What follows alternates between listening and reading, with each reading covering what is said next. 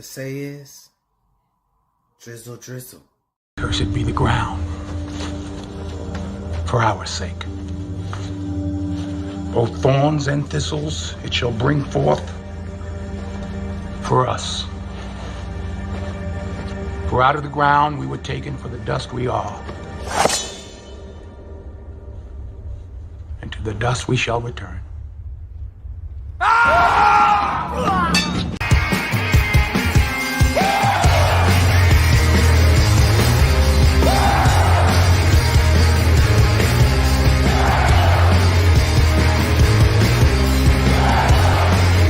You can't win, you can't break even, and you can't get out of the game. People keep saying things are gonna change, but they look just like they stay the same. You're getting way over your head, and you only got yourself to blame. You can't win, child. Can't break even, can't get out of the game. Yeah.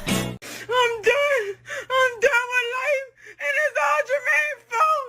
It's always Jermaine's fault. I'm done. All right, you Dusty Kings. Okay. Since July 4th, y'all should be out doing something else rather than sitting here with me. But since we're all here, all 84 of us, we might as well go ahead and chop it up as promised. I'm going to play a couple things, and then I'm going to open up the panel since we don't have a whole lot of people here today. So Ricky Watts, what's going on? Prince, what's going on? Afro National, what's going on? Encrypted Wolf, what's happening? Trail said, out of fool's way. Okay, heard that. Tooth Trill, what's happening? Lavris, what's going on? What's BGS? That talk you had on Arts with DC this past Tuesday was fire. Appreciate you. Encrypted Wolf, what's going on? Playing Destiny 2, all streams. So just listen in the background. Okay. Gabar, what's happening? Raven Knight, what's going on? I'm a wolf knocking out Fallout 4. Okay. King Lexicon, what's going on? AB Media, what's happening? Happy 4th, Jermaine beaming in on number 7. Drizzle Drizzle. Hurricane Greg. DJ Scan, what's up? Artist and MC, what's going on, man? What's going on? What's cracking with you? Louis, what's happening? What's up? You just had a mini riot? What you doing in the store, man, on July 4th? Aqua Techie, what's happening? Pragmatic Prime, what's going on? Robert Mustafa, what's going on? The wise man is entering soon. Okay. Bishop J. Germain, what's happening? John Smith, Henderson Bancroft, forever blessed. The Black Toxic Masculinist, what's happening? And there's the maestro himself. Said, tell all my NOI brothers, y'all better not be eating that pork on July 4th. I'm going to tell Minister Louis Farrakhan on y'all. What's going on? Michael L., what's happening? It's probably tofu pork, man. Aquatic, nod your head and hit the likes. Heard that. I dodged the trap. What's going on? Afro National. Hey, D-Ski really, what's going on, man? I train with the FOI, good group of guys and girls. Okay. Bishop J. Germain, finish those burgers. It's early here, man. It's early here. Let's see. What's going on? Snowman, what's happening? Ninja Person, what's going on? See what we got. Bishop, what's going on? D, what's happening? Guy Incognito. Dante with the super chat. Appreciate you. Dusty Ninja Tax. Oliver, what's happening? Said Trail says too hot to be out right now. Timothy Harden, he said the same thing. Oh, you're in Dallas, man. Well, go outside, man, and fry an egg on the sidewalk. Jermaine does not co-sign with it. It's that Jermaine's fault. BS. Hey, it don't matter, man. Whether you co-sign with it or not, it's gonna be your fault. You barbecue. How you barbecue inside the house, man?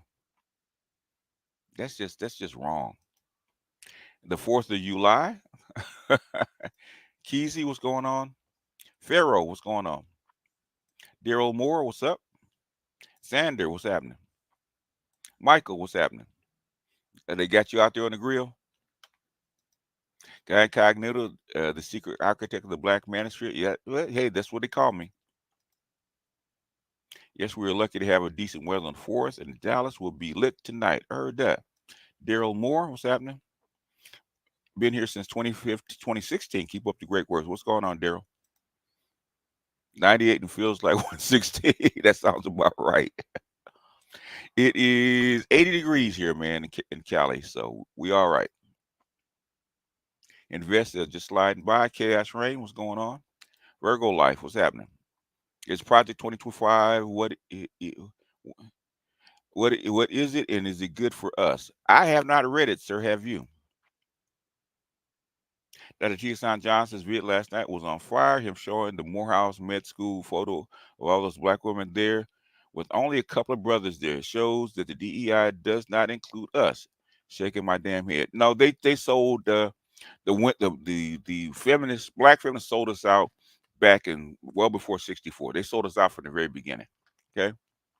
So whatever you was gonna come to you, they gave it to white women. Pork light.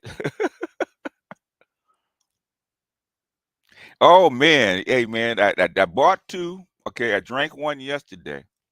Okay, I got this. I got one of those mugs, right? One of those insulated mugs. Okay, I froze the beer. I chilled the beer, put it in the freezer. I put the mug in the freezer. I pulled it out, put some ice on top, and put it in the frozen mug. Pulled the beer on top. I was in heaven. I was in heaven. If you just get more gaming, listening, enjoying the day of peace. What's up with the brioche? The brioche, man. I'm thinking about. I got some brioche. Thinking about making some French toast tomorrow with the brioche. Spire Truth, what's up? Ice Princess, Black Pillow, to be completely aware and seeing reality that is in our country. That is true. Most people can't handle it though. And hell, I had me and DC going back and forth with that on Arts panel, man, about the freaking black pill. Okay, you want to stay blue pill on some things. Indoor grills for the win.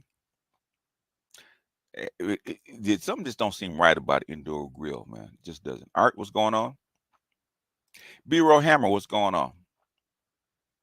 Christopher, the Conqueror, what's going on? Our praises to the Most High, His Messiah, peace to you. Okay, priest. Willie R, what's going on? Barry Hamilton, what's happening? I see. Prime Main, Ilias, Reverie. Okay, what's going on?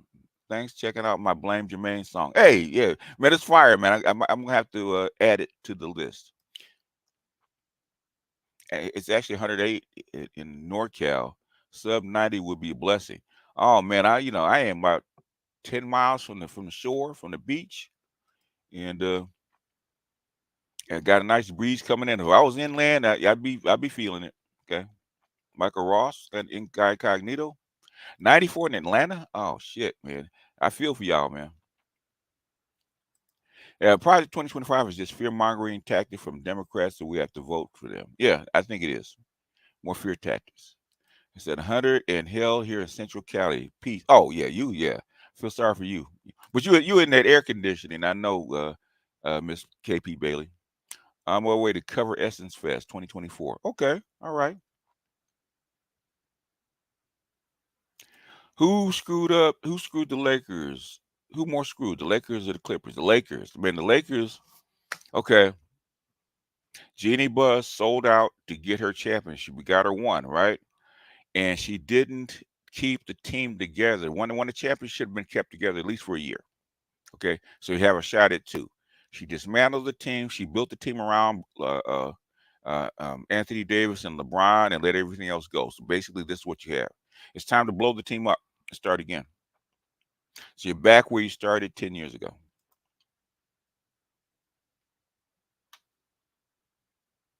Shaft Brown, Resurrection Minds, what's going on?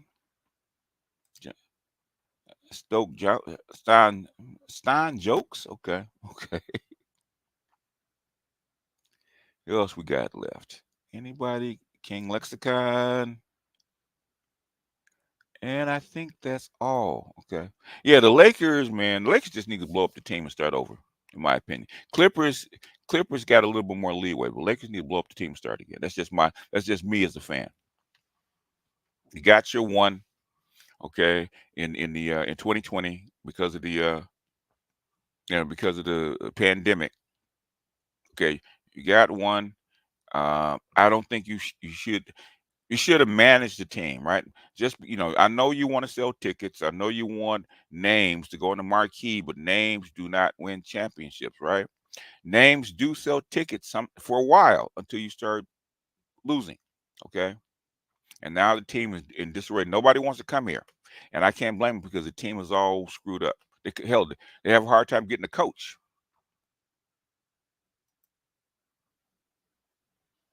Well, the thing is, they got it, so it doesn't matter how you did it.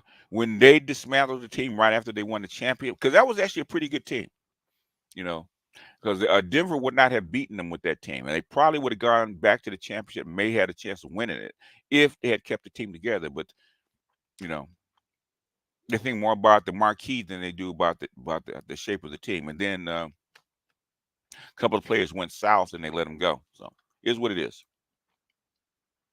Lakers, she had a great young core, sold them all for LBJ and street clothes, then got rid of their reliable vets. Yeah, Ronald McKee and Howard. I know Howard is because he dressed up as a tranny for Halloween, and there's a lot of stuff that went on about that. But thing is, they should at least kept the team together for one more year. So now, yeah, there wasn't any reason to bust up the team. But the thing is that, you know, yeah, it's a long story, man. We ain't gonna go into it here. There's a couple things I actually want to show. Not necessarily, okay. Not in the short run. In a short run, she did what was right for the marquee because she did win a championship. You can't go wrong with that. But the thing is, if you're gonna one thing that the brothers never would have done was bust up a championship team. That is the number one no rule. Okay, you don't break up a championship team. I don't care who they want. You at least give them one more year. Did you see Georgia now doing DNA testing to stop paternity fraud? I did not see it, but I'm glad to see it.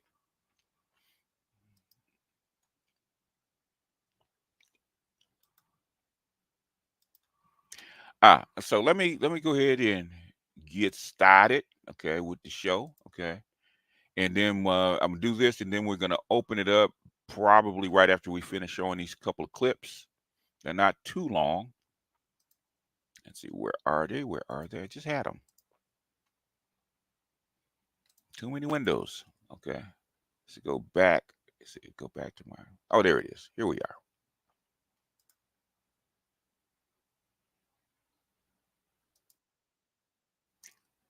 Here we are. We're gonna start with this one because I thought this was funny. It was not enough to make a whole stream out of, but but what she was saying is something we say all the time, but now women are saying it, right? Okay, this is Kid Genius, right? And listen to what she's got to say because I thought she was on point and something that we say all the time, right? Apology, and I want it now. I'm getting tagged by a lot of people on these think people. The reason that women are now receiving the exact same message that Dana Dane said when Mecca is saying it is because women don't typically listen to the message or the purpose, intention, all of the things that we think matter. Like women don't really listen to that when they're listening. Because women listen through their feelings, right? And especially black women actually listen through their vagina. Okay, believe it or not. What they listen to their vagina first, and then everything else gets filtered. How they feel is what logic actually becomes of them. So what she's saying is 100%. We've been saying that for years, right? Listening to you. This is why a lot of men say if they're in a relationship, women don't listen because either we're listening to respond. I made a video on that earlier. Or we already have a preconceived notion about what we believe you are saying. This is why I always say when women come on my page and insult or disrespect me, I don't really care because I don't really think they heard anything that came out of my mouth at all. Because maybe my delivery threw them off. With women, it's all about nuance. And it allows us to be so deceived for so long and easily Anybody see Derek Jackson, Princella? Anybody? pandered to. You know, think Derek Yep. Jackson, Yada Awakening, because yes, he was beating his ex-wife upside the head with a dumbbell. But as long as he's saying the things that sound pretty and the message is typically obscured because they're saying the things or they're presenting themselves or they built their platform as if they support us or That sweet lie over the harsh truth, right? they call us queens, words that really don't mean anything, but they make the message sound pretty. So this is why if you hear a lot of men who are in relationships or marriage, they'll say, women don't listen because I either already have a preconceived, I'm listening with my heart. I'm not Hmm. really listening to the words coming out of your mouth with the intention to understand That's what them. I I'm listening either that's what I mean by woman ears, right? And sometimes I have to tell guys, man, you got to listen with your man ears, not your woman ears. Okay. for my rebuttal, or 9 times out of 10, I don't already like you. So it doesn't matter what you say, whether I agree or not. I don't like it. And women have a very hive mind. So if all of us women claim that this person supports women, okay, we like her. Think Shara 7. But Kevin Samuels, who got the title or the label of being a man hater, was spewed on and hated by women, even though Kevin Samuels and Shara Seven's message is exactly the same. But women would say one uplifts women, the other one puts them down. But the message, the words, the point of actions that I'm asking or saying as my belief system, you agree with? Just you don't like it when I say when this person says it. This is why as women, you can't care what they think. You think how you're supposed to think, and they'll come along around eventually. If wisdom eventually kicks in, or if the right person who says it in the right way, who they like enough, says it, then they'll agree. When that wall hits them hard, then they start agreeing. Uh, so women backstroke in stupidity until circumstances forces them to swim to the aisle of common fucking sense. Forgive me, these burgers aren't done yet. Happy Fourth. Yes, they do, man. What I've been saying for a long time. Class, okay. You can't control women. What controls women? The environment. Okay. The environment causes consequences. Consequences changes women's mind. What you say, no matter how right it is, how logical it is, they will not accept. Okay. Especially a black woman. And if you're a black man, I had to do that. I think I was on May the Alchemist channel, right? And they could not refute anything I said. But thing is, at the end of it, is it BGS, you don't know everything. I said, no, I know, baby, because I'm a black man. We don't know shit. Okay. We don't know shit. Okay. Uh, wait a minute. There's one more I want to play from her. See if I can grab it. See if I can grab it. There's one more I want to play for her because, like I said, she was.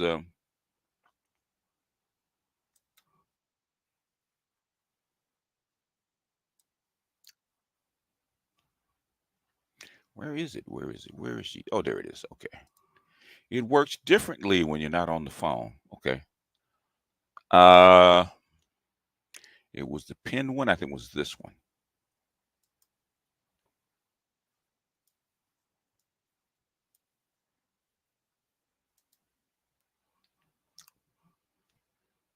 And this is one, and then we'll open it up after I finish running through these. I just want to get them out the way. Because the way y'all got on the internet and changed the word of provider to a trick. Can I speak my truth? As much hell as they put me through, I love an Aquarius, okay? Women's power is truly unmatched because the way y'all got on the internet and changed the word of provider to a trick is crazy. It's gotta be top 10 most dastardly things I've ever seen on the internet. Like asking a man to be a provider and he's not your husband has to be the great, like top 10 craziest things I've ever heard. Cause you really just want this man to pay your bills, and y'all are gonna come up with words to trick men into thinking that if they're not doing this for you, they're not even a man. Then when somebody brought up the logical fallacy, like it's plenty of men, or men was like, I make money, I'm not spending money on you.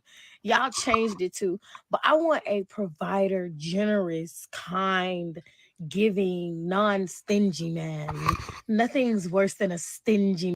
You know, I used to say that back in the day, and they would put that in their ads, and they put there in the dating apps, right? In the dating ads is prostitutes and sugar babies. Okay, these are prostitutes, sugar babies, and kept women, right? Because they wanted to make sure that they got that's trick language. So a provider or generous or non-stingy, all that kind of shit. That's trick language. Okay. So a woman calls you stingy or something like that, means she's trying to make you a trick. Man. Like, and it's crazy is women came up with the word mansplaining as if women are the definition of, like, I guess you have to now call it womansplaining. Like women literally changed the definitions of what stuff is. Like before, if you go look at the dictionary of a narcissist or somebody with narcissism, this is something with people in like 1% of the population. Women change the word narcissist to anybody that they don't agree with. Anybody with self-confidence. Anybody that don't put up with their bull crap. He a narcissist now. I have to say I'm impressed. But the provider thing, I just got to go back to this.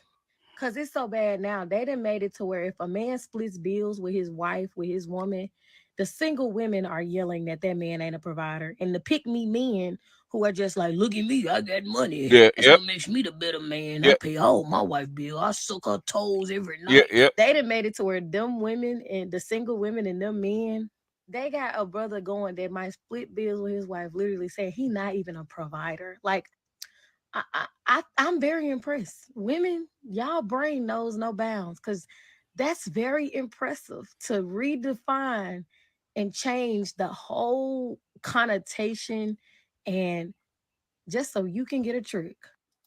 Yep. That is the definition of gaslighting. Yep. I pay all the bills. Yeah. And I see guys thump their chest all the time, with that shit, right? They thump their chest all the time with that shit, man. So that's why I wanted to play it, because I thought that was funny. I thought she was funny as hell with that. So that's how come I wanted to play it. There's one more I'm gonna play, and then I'm gonna open it up. Um, this is who sent me this? This is Leon sent me this. This is Sadia Khan, okay, and she talked about looks matter, right? And I'm a couple it with one other thing, right? That I got on Twitter, okay. Now we're going. I think it's like a minute or so, like 2 minutes, um, and then it's gonna. What I'm gonna show you is gonna be funny, okay?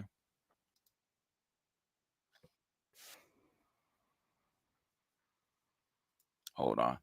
Forgot to share it. Come on, BGS, get it together. Get it together, BGS. All right. This looks matter. This is Sadia Khan, okay? Sadia Khan looks matter. I'm gonna pair this up with another one. Most attractive women are giving advice to average women about entitlement. Now, in honesty, really beautiful young women can afford to be entitled. Life is easy for them. This is just an unfair fact of life. But ultimately, that makes them unattractive. You would think that, but there are still men willing to risk Yeah, I'm it sure all. there are guys who like that. It still pays off. That entitlement is reserved for the 1% of women. It's reserved for the hyper beautiful. You really look after themselves. The problem is these women are the ones that we see online the most. Now they're saying this is what you get out of life. Don't settle for anything less. Make sure you don't do 50-50, blah, blah. That can only applies to the 1% of women. Majority of women are average. Majority of women don't get that. Yeah, but you like Kevin found out. You say average at best or average, okay? Even women that are fours will get pissed off at you, right? That's why Coach Greg Adams says they call them 49ers, right? Fours, you think they're nines, okay? that kind of treatment from men. Majority of women can't elicit that out of men. So when you are taking advice, I'm so sorry to break this to you, looks matter. They really, really matter. So yes, if you're incredibly beautiful and you're stunning, yes, you can be entitled. Unfortunately, men will reward that. But when you're an average looking woman, an average lifestyle, and you're an average person, you have to have average standards. So I think the entitlement has to be reserved for the 1% of women, and the average woman, the entitlement won't work for you. It won't. It will have teamwork. Yeah, but they can manifest it, right? If they hold out and they manifest, and they find that one little trick and get that high value man that they don't qualify for, okay? They believe in manifestation. They don't believe that looks do matter, right? Okay, at least that's what they say, right? Will work for you, and most people are average. Most women, most men are average. So teamwork works better. So I'm looking for a unicorn, is what you're saying. Yeah, exactly. And stop looking for unicorn behavior if you're not a unicorn. And I know I get a lot of stick on this online because they're like, oh, you talk from like, you know, about attractive women. There's just such a big difference in how men respond to them. It's night and day. So you have to remember when you're taking advice, you have to remember, just like you have to remember your budget price, like money wise, you have to remember your budget looks wise. If you're not incredibly beautiful, it's limited how much submission you can get out of men. If you're hyper beautiful, you'd be shocked at how much men will submit to you. Exactly, right? And this is something that women disagree with all the time, right? Now you would think that women disagree with this, right? They say looks don't matter, right?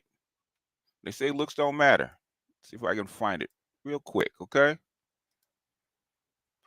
Real quick. And this is something, this is why this goes into the realm of when Kevin says you cannot make this shit up, right? Okay? It's gonna go into the realm. Oh, say, hold on, y'all. I'm about to manifest a double cheeseburger, steak fries with a frozen lemonade. You ain't shit, Laveris. I hate you. Did I say I hated you, Laveris? Did I say I hated you? Okay, I hate you. Okay, all right. I've said it. All right. This is off my Twitter, right? Right as I was getting ready to do the show, right? It's popped up on my Twitter, right? Let's see if I can enhance this just a bit. See if I can enhance this a bit, right? I don't think I can. It's kind of hard on. Okay. And this guy has the light skin trifecta. Okay. Light skin trifecta. And he's in Atlanta, right? And it says, recently lost my home. Just need a place that is reasonable price so I can get back on my feet. Tired of sleeping in Atlanta shelters. Very quiet person. Instead of myself, work a job. Also have a clothing line. I moved to Atlanta from St. Louis, Missouri 4 years ago. If anybody has any resources that you can send my way, I will accept it. Thank you, and I appreciate it. Right? Okay. Now you look at him, right? Light skin trifecta, right? He's got light hair. Okay. Probably lighter curly hair. He's got light skin. He's got light eyes. Right? Basically a woman's dream. Right? Correct? Okay. Now, but you say looks don't matter, right? Because women say looks don't matter. She'll accept me at any size, whatever, and my what I get out of men shouldn't matter about my looks, right? If I'm average, then I deserve the same kind of treatment that a beautiful woman gets, right? Exact same treatment, right? Now this, okay, this was sent to me, right? Atlanta man goes viral after posting online that he needs a place to stay. Over 1,000 women offered to help him out, right? If he did not look this way, how many women do you think would actually help him out? Class? But looks don't matter, right? Looks don't matter, right? Looks don't matter, right? Looks don't matter, right? Guys, the bottom line is this. BGS is right. And also what? What's up, boss? You believe that? You hold on. Oh no. Do you believe that? Huh? Oh no. Ah! Oh no. Come on. Do you believe? Believe now, right? So that's that bullshit, right? When women going that Saudi Khan saying that those special privileges are actually there for the top one, probably 1 in 1,000 women, right? Because I could tell you, a 10 don't come across that often, right? And I can say, like somebody said, 99.99% of men never been around actually an official 10, never been around her. Okay, I happen to be lucky. I went to school with a bunch of them. I was lucky. Okay, so I grew up looking at 10s, and I know, and I thought, hey, I thought coming out of high school, all the women looked like the women in my high school. And sadly, I was disappointed when I got out of high school and got into the real world. Because I came out, look at the chicks around, and said, "These chicks, wait a minute, this is not average." I came out and said, "This is some bullshit. This is some absolute bullshit. Where these average looking chicks come from?" Found out that's the way the world is. Okay. Anyhow, okay, that's all I wanted to show you guys, man. And I promised an open session today, so if y'all want to get in and chop it up, ask questions, whatever. And they say looks don't matter. Okay. I don't believe in that 10 rating, but that 10 rating believes in you. That's the problem. And that's the whole thing. Looks don't matter. I'm a 10. I guess because I weigh 250 pounds, that shouldn't matter. Should accept me the way I am, as Lizzo says, right? But Lizzo would offer that guy a place. Okay, Lizzo would offer that guy a place in her mansion. Lizzo would take care of a guy like this. Okay, with those eyes and blonde hair. Okay. I said, my burgers are done. I use medicine. Negro man. Man, where your wife at, man? Where your wife at? Okay, she got to come get you, man. Hey, come get KMS, man. He off the hook, man. He over here acting up. Anyhow, y'all. Oh man, hey, what's going on, BGS? What's happening, man? What's going on, gents? So I manifested a big piece of chocolate cake, and then my wife walked through the door. You walked in with it, okay? Well, hey. My wife walked through the door. I already manifested some chili. So wait a minute. She walk in with chocolate cake, or is your wife chocolate cake? Which one is it? Both in some cases. I know that. I can't with you. Wait, you know firsthand, man. I can't. You set that running joke in motion 2 years ago. I cannot with you, man. I can't. What's up, sure baby? You can. You started this shit. What's up, baby? What's up, baby? Hey, so I watched a little bit of the replay. So DC's still in denial, huh? You know what? Okay. And this is no shout out to DC because I know him. Okay, I've been knowing DC for a while, but I don't know him in person. And I know he works for one of those organizations, so I don't know. Yeah. But with them, I don't know where the individual line begins and the official line ends. Okay, so I don't know exactly what it is because they're under certain constraints and they can only say certain things. And so with DC, I have to give him a little bit of grace because I don't know. Okay, so if he's just a regular person, I'd be cussing him out. Okay, that's fair. But DC, with these kind of people, there's a few people in here that are in what I call compromised positions, and they can only go so hard or say so much. So, do I believe in what he's saying about Biden? Yes, but with a caveat, if I can say that. But the thing is, there's a lot of blue pill shit coming out of his mouth. That's for sure. Yeah, and I had to tell him about that, man. I know, I say something joking, and if somebody says that I've offended him, I will stop, right? And he knows that bullshit about me running a cult, okay, which I've had that since I didn't have 500 subscribers. They said BGS running a cult, okay? and then BGS, all you have is the echo chamber, right? And now y'all know I will bring somebody up off a chat and put their name in the title and go up at them. So that echo chamber bullshit, I'm one of the few people who actually do that. Will say, hey, call your ass out. Here's your name in the title. Bring your ass up, okay? I'm one of the few people who actually do that live on the stream. Okay, And you'll do it in a minute. I do it in a minute I've, when I I've run seen you do it. I've AMAs. seen you do it. I've I've seen invited. you do it. As long as you're respectful, okay, you can disagree with me all day long, okay? I don't like people throwing chairs. So saying that I run an echo chamber is bullshit, okay? In my opinion, okay? And he said, well, people agree with you. I said, why do they agree with me, DC? Because we look it up for ourselves and find out you're right. BGS was right. And he said, well, you're somewhere within the realm of accuracy. I said, so how far in the realm of accuracy am I? And he wouldn't say anything. So that's what. Of course, he wouldn't say anything. That's what I got offended by, man. I said, man. Of course, he wouldn't say anything. That's too easy. BGS, that's too easy. That's what the ball that Kirk Gibson hit into the street in '88. That's what Kirk Gibson hit into the street. That's too easy. I said, Mr. He said, happy for 248th. Appreciate it. But the thing is, man, what I get offended by is because AB knows how hard I work at this stuff. Okay. Yeah. Because AB's been in on some of those email rings, and and this stuff goes on constantly, right? The emails.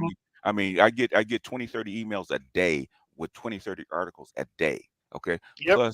Plus YouTube, plus keeping up with my folks, plus all that kind of stuff. So basically, this can become a full-time job, and that's on top of the reading load that I'm behind on. About the books that I suggested I've read, stuff like that. That's why I get offended. That's a long book list. I haven't got through half of it. Man, you and me both, man. It's a long list, and BGS, I've known you for years, and I know how much work you do put in. Yeah, I mean, I've been around. I wasn't around first day, but I think I caught you like right after I left LaPorte, and went down to Southern Indiana to try to work, and then I came back up to Michigan City. I know I got into you then. That was 2018. What's going on? Hey, listen. I don't want to hear none of you reading niggas complaining. Y'all can read. I don't want to hear that shit. You got niggas out here that can't read, getting on panels, talking that shit. You ain't got to read for another 50 years for these motherfuckers catch up. Shit. Yeah. I mean, you know what? I was just on a panel, man, with May, and we're going back and forth about COVID, man. Yeah. I said for 2 years, right? I had a lot of experts, like you included, man. You were in that ring, man. You know how hard we worked on COVID, man, and studied and read, and with Nicole reading the genome and stuff like that, and Dr. Dunbar, man. Especially my boy out in Arkansas. Rodney? Yeah, man. Yeah. I mean, we were in there with them old people. Yeah. We were breaking this stuff off before it actually came out in the news. Okay. Yeah. Look here, and Fauci just came out and said it. Yeah. What we've been saying for the last 2 years. We already knew what happened. She poked herself and went to that goddamn fish market. Yeah, she did. She did. She did. And guess who said it first? It was Nicole Ali. Nicole Ali, Don Calypso, and Dr. Dunbar all said the exact same thing. And I got up to confirm them. I got here to confirm them because of one thing. Yeah. I know how medical people are. You operate a certain type of way. Oh, that ain't really nothing. Shit, nah, fuck that. Yeah. The thing is that I don't mind people disagreeing with me, man, but saying that I run an echo chamber. And I run a cult, man. I rely. Talking about the BBT like that. Oh, let me shut up. Yeah, I rely. Even with Snowman. Snowman has expertise that I don't have. Okay, that's why I ask him questions. Same thing with Dr. Dunbar that's in here right now. They have y'all. Same thing with Mike, man. Y'all have expertise that I don't have. I always ask you guys questions, man. What's going on? What do you see? What do you guys think? Always, Yeah. Shit, I was just talking about you yesterday. Excuse me. So what? I was talking about you the other day because we were talking about how these AI systems going to kick in and you don't need lawyers. And so he goes, "Well, you're the nurse. Is it going to touch your field?" And I says, "Nursing wise, no, because that's patient to patient. Patient to patient, yeah. It's patient to patient. I'm actually contacting that patient." I said, but a good buddy of mine, mentor of mine, said that his mom was in for COVID, came out, they put her data in the IBM system, and they caught something in her. Was it lungs? It was eyes. Yeah, it was her eyes. Yeah. Yeah, her eyes. I said the data, the IBM, they were using the IBM thing, caught it in his mom's eyes, and they called her back in. They called it back in. They did with my father all the time because he had Yeah. cancer, right? Yeah. And they would do a test, and they clear him and send him home, right? And then 3 months later, they get an email. I said, okay, the AI caught it. Yeah. And basically, all your blood work is done by AI. All of it is. Yeah. Ain't no lab. There's no lab assistant doing 20 vials of blood work in 30 minutes. It's impossible. Yep. Yep. And as soon as Elon make a robot that can draw it up and put it on that machine, y'all through too. you know what? China has built the first AI hospital. Okay, I believe it. I believe it, and I'm be honest with you. But this is something that people keep asking me. Mike, you like to work, so what are you gonna do? I don't know what I'm gonna do in a world where I don't need to work the way I do. I like taking care of people, but we're moving into a space where humanity is gonna have to ask itself a different question. You know what I mean? I said what it really is going to be. I said men are going to have to ask themselves a serious question. Men are human doings. Women are human beings. They get to be. We have to do. So it's going to be interesting, man. Can I jump in right there? Yeah. Yeah. You know what I mean? Everybody. Hey, good. Master Teacher, I caught the end of Dr. Johnson's stream last night. Okay. And he was talking about the Richard Reeves, Wes Moore panel. Isn't that more evidence of this kind of getting out into the real world to the point where now they're starting to be concerned? Okay, they've been concerned, right? They've been concerned. Yeah, they've been concerned. Yeah. Andrew Tate was the indicator that this shit's gone too far for them, right? Yep. They were gonna kill that man. Okay. If Andrew Tate had not backed down and started to shut the fuck up, they were gonna make sure he never came out of prison. Okay. You can have any woman in the world, you can have as much money in the world, but you need to shut the fuck up. You need to shut the fuck up. And Andrew Tate had to decide what was more important, his pride or his life. And you know, since he's gotten out, he might say a couple things here or there, but he's been very, very quiet. He's been very quiet. Yeah. Very quiet. And the thing is that you know, why you have people that all over the world repeating what Kevin says, right? Because what we have crystallized was the honest truth, right? And once it gets out and starts to spread, everybody say, hey, wait a minute, you know what? In China, man, this is some bullshit they try to run on us. Okay. Look here. I just told somebody the other day this. I said, we were talking, I said, I'm gonna tell you the one episode, and everybody here's gonna know it, that Kevin did that changed the whole trajectory of the entire world. It did. It did. And so she go, which episode? I said, when he pulled out the Bureau of Labor and Statistics and actually put every man, white, black, Hispanic, Asian, on the board and how much we make, and ranked us. And we got to see where we ranked. And when black men saw, fuck, all we is down is 10,000. Yeah. That's it. These niggas only beating us by 10,000. Nigga, young black men all over the world said, fuck that shit. I can make that. That's easy. And started focusing when in monk mode without. And then the fun began. And then the fun began. Yep. That's that. I remember that episode, BGS. I think it was either right before, either before he brought you on or after he brought you on. But he did that Bureau of Labor statistic drop. Yep. And once every man woke up and go, man, I'm fucking royalty, man. I ain't got to deal with this bullshit. Like I said, then the fun began. And then you know, notice exactly how much men versus women earn. Okay. Yep. And then all your high value men say, wait a minute, women say I ain't shit at 75,000. Guess what? Basically, I'm in the top 20%. Yep, exactly. Yeah, you better get out of my face. I even took. They had just did a report. I don't know if you knew this. They did a report on OnlyFans, and they said that their majority of their memberships are actually married men. It ain't even a single man. I'm up here to tell the single man, y'all doing right. It's the married men that are on that goddamn OnlyFans. Y'all, young men need to stop being on OnlyFans. No, they don't. Y'all ain't on it. Y'all ain't on it anyway. And we getting ready to bring out the report, man, about black men, right? About those black men, okay? Yeah. And in marriage, okay? Those black men that unmarried earn more money and live longer. Okay. Yes. Yep. Yes. Because it was that thing that you talk about, that emotional labor part, that we intuitively do.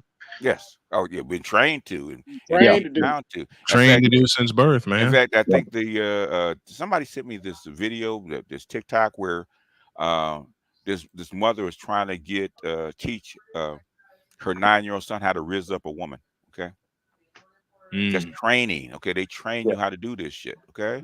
Yeah, even though that bitch don't know what she's doing, but okay. I don't know, but the thing is, the intent. Yeah, the intent. They train you to step. The intent is there. The intent is there. Yeah. So, Master Teacher, that going back to that panel, what I did like was that they were coming out and admitting that a lot of young boys have to figure out things on their own. So they're being upfront about that for once. Yeah. What I also noticed, going back to what you guys just said a few seconds ago, they kept emphasizing give more than you get. You got to learn how to give more than you get.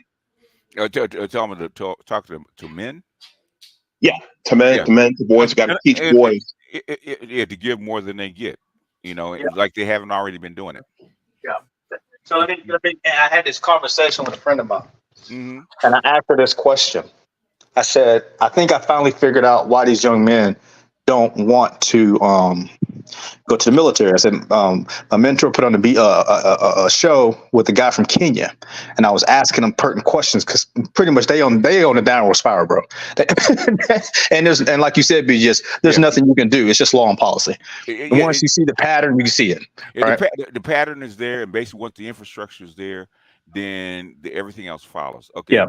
Johnny Vegas says, BJ Midmore, do you think the talking points and indifference of the Black manosphere has somewhat led to Project 2025? No. Okay. Project 2025, that kind of stuff has been floating around since the 1970s, right? And I mean, you could just because some read the American Slave. Yeah, just because some group of people that are not in government get together and write some papers doesn't mean anything. The thing is, can it be implemented? And I always ask this, Johnny Vegas, have you read the Project 2025? Because it's 900 pages. I have not read it. So, but BJ, let's go ahead. But BJ, what I was saying was I asked her this question, just some of the gentleman's question. He had said, take less. Yeah. And I said, here's my question. I says, and I know your boy Rolo is watching this because this is what we've been talking about for a long time. I've been bringing it up for the last 2 years about the protection piece. Yeah. Men will only protect what is theirs. Yes. What do the young men have? They have a people that talk trash about them. They have a country that say they don't care if they're here or not. Right. The women don't want them. You can't own a home. You can't own a car because everything's so expensive right now. Right. They interact with each other like a bunch of dummies. Even if they get kicked out, they can't even get a basic apartment. You got to have 2-3 times the income, right? Get 4 people to live with. Yeah, but what I was ultimately trying to get her to understand is they don't own anything. Men only die for what we own. That's the protection piece. I get a piece of the American dream, or I get this, or I get that, right? That's where they finally realized it, not for us in a small section, but for these white boys. Somebody got the phone vibrating? But not before these white boys. You understand me? They don't want to fight. People keep saying this. Families are the backbone of civilizations. No, it's not. It's men having ownership. It's the backbone of a civilization. The thing is, there's 2 parts to a family, right? Men. Yeah, exactly. The thing is, guess who's also saying the same shit that we're saying? Chinese men are saying the same thing we're saying. Yeah, they are, bro. They don't. The Korean men. That's why I played the Chinese historian, right? He said the Chinese men are saying the exact same thing that Black men are saying. That Black men have been saying about their women, right? They can't get married. There's no future. They can't buy a house. And the price that women want to get married is too high. Same shit, okay? Same shit's going on all over the world. So that's how come what we've been saying that had finally got out. They said, wait a minute. They treat us just like Black guys. That's how come the Chinese historian said they're trying to make Chinese men the Chinese woman's bitch. Well, we got an all-star panel here now, so I'm gonna make my last point, and Mr. Z, I'm gonna drop so I can make room for Dr. Chris Marsh. Where you going? Where you going on July 4th? I'm going out to watch the fireworks. I'm just saying. You can't say you ain't. You can't say you aren't you a part of this? Aren't you a part of this all-star panel? I mean, you got to be. I am so, man, but I know that the backstage is probably backed up right now. Nah, listen, y'all know what he did. Y'all know what he did. BJ, Wait. Hey, BJ, this is what he did. Hey, I don't mean to say nothing. I don't mean to disrespect you, but no, what I'm saying is he's about to say y'all some lovely people, but I got to get out of here. No, it is an all-star panel. You got Toya, Mr. Z, Snowman. But anyway, no. But back to your point. Back to your point. The balloon show. The balloon show. As I've watched that, I wondered, okay, is this fake? Is this real? I think there's a lot of reality in that. And the one thing I've been thinking, looking at that balloon show, is a lot of the guys that go up there, and I wouldn't recommend that they go up there, but they seem like good guys. They seem like working. The thing is, it doesn't matter who watches the show. It's a humiliation ritual. Black women love to humiliate their men. They do. I mean, it's age old practice. Normally, they do it behind the scenes, like when they go out and reject men in bars and functions and on the street. Then they come back and get together and laugh and tell stories about who they rejected. Right? Okay. Humiliation rituals are normal in the black community. The thing is now. Yeah. You have a balloon pop that's doing it on the internet, on YouTube, and black women love that shit. Okay, it doesn't matter whether they like him or not. I'm gonna reject him anyway because it's fun. Pow. Yeah, but also at the same time, you're actually at least getting to see black women go, wait a minute. If we don't want them, the black recreation rituals used to be just amongst us and only for our eyes. Now the rest of the world can see, and the Hispanic women and the white women going, girl, you let that go? You can change the shoes. I forgot the video. Girl said that. Tap him on the shoulder. Are you done with him? Yeah, are you done with him? One black girl said that. Let me tie all of that together. And shout out to the panel. What's going on, BGS? So let me tie that in with Dr. Dunbar. Dr. Dunbar, you can't run because this also shows why in the future you got a Dr. Chris Marsh and writing her goddamn book about being single in your goddamn 40s and 50s as a black woman who used to be kind of cute. Anyway. So yeah, the balloon show is how you get a Dr. Chris Marsh. Anyway, Dr. Z, hold on. Does everybody here know who Dr. Chris Marsh is? This is an inside joke between me and Mr. Z. Does everybody know who that is? Right? They don't. You want to say it, Doc, or you want me to say it? I'll take the slings and arrows if you need me to. BGS, it might make a good set of. You know who it is? Yeah, I have her book. Okay, well, boom, there you go. Okay. Well, that's a three-way joke. It's a three-way joke between me, Dr. Dunbar, and BGS now. Well, that might make a good, set of analyses for you, because that whole movement, we're accepting we're single, we're developing our own trusts because we're not having families. That's. It ties into the show I did yesterday about the burning house, right? Yes, it does. If your pride is hooked into that sunken cost about what you think that you're worth, and you're willing for your house to burn down to ashes, then be willing to sit in your ashes. That's why I call black women the queen of the ashes, right? They'd rather sit in the ashes of their life rather than compromise. But here's the issue that we have. The Dr. Chris Marshes can afford that financially, at least, because she's doing well. She kind of let it slip when she said the $250,000. So if she's earning $250,000 a year, she could kind of live that life. All the women under her, though. You see what I'm saying? Like that's cute. You can sell that life. You can sell being single. But once again, Black Enterprise Institute, single Latina and black women have the least amount of wealth in America. I'm saying, go ahead, yo. Mr. Z, don't let that fool you. $250,000. I mean, I done taxes for women out here who make that kind of money. It's after taxes. It's not much. And again, I don't know how many times I gotta tell y'all, black women are at the bottom. All the other women are laughing at. Sauchi, you gotta say it though. You already know. Go ahead. It's like, and that's why I tell black men, I'm like, yo, don't even acknowledge them because they're not even on your level. It's like if you're Jordan, if you're Jordan, are you acknowledging some? You know what I mean? Like you're not even acknowledging somebody who's. I'm like Kobe. I'm like Kobe. I seen you in the gym. Why should I pass you the ball? Yeah, exactly. So thank you, Electrician 480 for the cash app. Appreciate you. Go ahead, Sauchi. Yeah, I mean, it's not putting them down. That's where they're at. They're losing because they're losers as a group. Obviously, not all. In this space, I don't need to say that, but Who like that's what I'm saying. But you know how they are. Who But you cares know what how they- they get if you don't say not all. But Salty, are you saying it's over? Is that what you're saying? No. It's been over. It's been over. People are just starting to figure it out. Like that's what I'm saying. Like I check family members because, like I said, the worst ones are the ones that get the most, college trainings. I don't call it education, training. So I just give them a look because I don't argue with women. I give them a look because I know I can demolish them. And I've done it plenty of times. BJS, like you said, women. But BJS, you who my man? Who's my other man? Man, I can't remember his name. Right? He gonna kill me. Older gentleman with you. Teach game. No, teach game. BJS know what I'm talking about. God, oh, John Rom. Rom. Y'all called it in the beginning.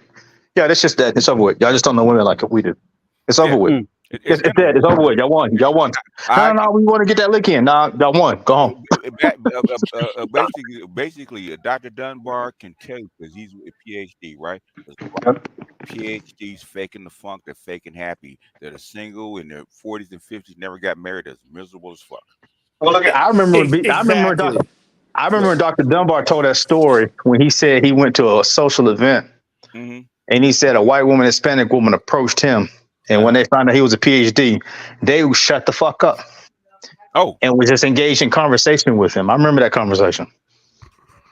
Called respect. Yeah. He said, exactly. He said the sisters would have been up here in my face asking me questioning my intelligence. That's how I got the piece of paper. Because they look down on you and they look at you as a challenger, but they're stupid because they're supposed to look at you as a companion because they feel, even though they're losing, they feel that they can run the yard. Bitch, and you preach the white women, the Asian, now the Indian women are running like they run. They get being replaced by people of color. So you make absolutely no sense, and that's why I'm a testament to it. I don't even acknowledge them. I'm not a loser, so I'm not going to be associated with a loser. I'm a testament to it. I'm a testament to it. Yeah, we hear you. No. I'm saying when I say y'all hear me. No. Go ahead, Snowman. I'll go after you. I'm a testament to it because 3 years of hell physically is about to come to an end, either this or next week, and my bride is all in. I don't even have to say still all in. She's all in. Period. I am a living testament to this. Every single day I wake up and I'm married to the most wonderful woman on the planet. I say that aloud, and guess who gets angry? Do I need to finish that sentence? No, you don't. Do I need to finish that sentence? And even to this day, we just celebrated our 5th anniversary, our 5th wedding anniversary. And Z, I've been wanting to talk to you because I know you've touched this several times, especially lately. We just celebrated our 5th wedding anniversary. Do I need to tell you some of the looks we still get? Oh, but of course, that's where I was going. So, like, okay, fine. What, black women and white women? You don't want to have these kids. You don't want to have families because you mad you're not the rich white woman. And the U.S. government said open that southern border. Yep. Y'all think y'all gonna as feeble-minded as Biden is? You think you're gonna muscle Biden into kissing y'all ass? Watch this. I've been wanting to get with you for a minute, especially when you've been hitting this content, but I haven't been able to get a hold of you because when you're on, I'm picking up my daughter from work, which gives me great driving material anyway. Yeah. Hey, Mr. Z, I got a clip for you, right? Okay. BJ, I don't mean to interrupt you. I'm about to just say the same thing. Y'all have a rock star panel up here. Y'all are some wonderful guys. y'all the best. Y'all know I love you. I'm gonna say the same thing I say to Dr. Dunbar. That's some bullshit. But look here. BJ see my girl, so she know I have a lovely Latina that's requesting me to go to the pool. God. So y'all gentlemen enjoy your 4th of July. All they can say is, "Oh my God." That's it. Hey. And look here, and like BGS used to say, and like I always say, BGS, I appreciate that video you put out. I'm always going to refer back to it. Go live your purpose and enjoy your life, gentlemen. We free. We free. Hey, before you go, check out this clip, man. This is from Louis Armstrong, Ben Vereen, Louis Armstrong in 1976, man. It's a classic scene, right? A classic scene. I think I remember this. You probably do. You see, I ain't your nigga no more. Now you take your hand off my shoulder. That's my next clip, okay? Yes, sir. And That's good. For all you black women out there, right? That's You ain't your nigga no more. Ain't your nigga no more. You take your hand off my shoulder, okay? Hey, I'm gonna tell y'all. I'll see y'all later. I'll be thinking of you while I'm sitting there drinking and eating. Listen to this guy. Listen to this guy. And look, I'm gonna say thank God for that man 5-year wedding anniversary. I'll be there soon. You know, it is what it is. Thank you. All right, gentlemen. Later. Hey, I don't know about the rest of y'all. Are y'all catching more black women reckless eyeballing when y'all go out? Because I'll be walking in Walmart by myself and I'm catching a whole lot of eyes. I'm catching eyes when I'm with my lady. Let me explain. See, let me explain this to you in one sentence. We lived in North Carolina for 2 years. Jody and I lived in North Carolina for 2 years, and we went out to a lot of places. Do I need to? No, let me tell this to Z. I don't think Z heard this one. This is what started the game that I play on AB's channel, and I may as well do it here. We wanted to get away one night, like when we really got set up and moved into our house and everything. So daughter stayed home, and Jody and I went to Denny's. And we're sitting there cutting the hell up, having a great time. And then the gynocracy walked in. Still so. And when I say they walked in, The Fire Nation attack. Listen, when I am as serious as I am bald. That's hysterical. I'm still in that, Snowman. There you go. I'm still in that. That's hysterical. I am serious as I am bald. That nigga. I am as serious. I gotta give you your props on that one. I'm still not because I am bald. As serious as I am bald, and I am as serious as I'm going to be 52 years old in 2 weeks. They walked in and found us. Dun, dun, dun. Let me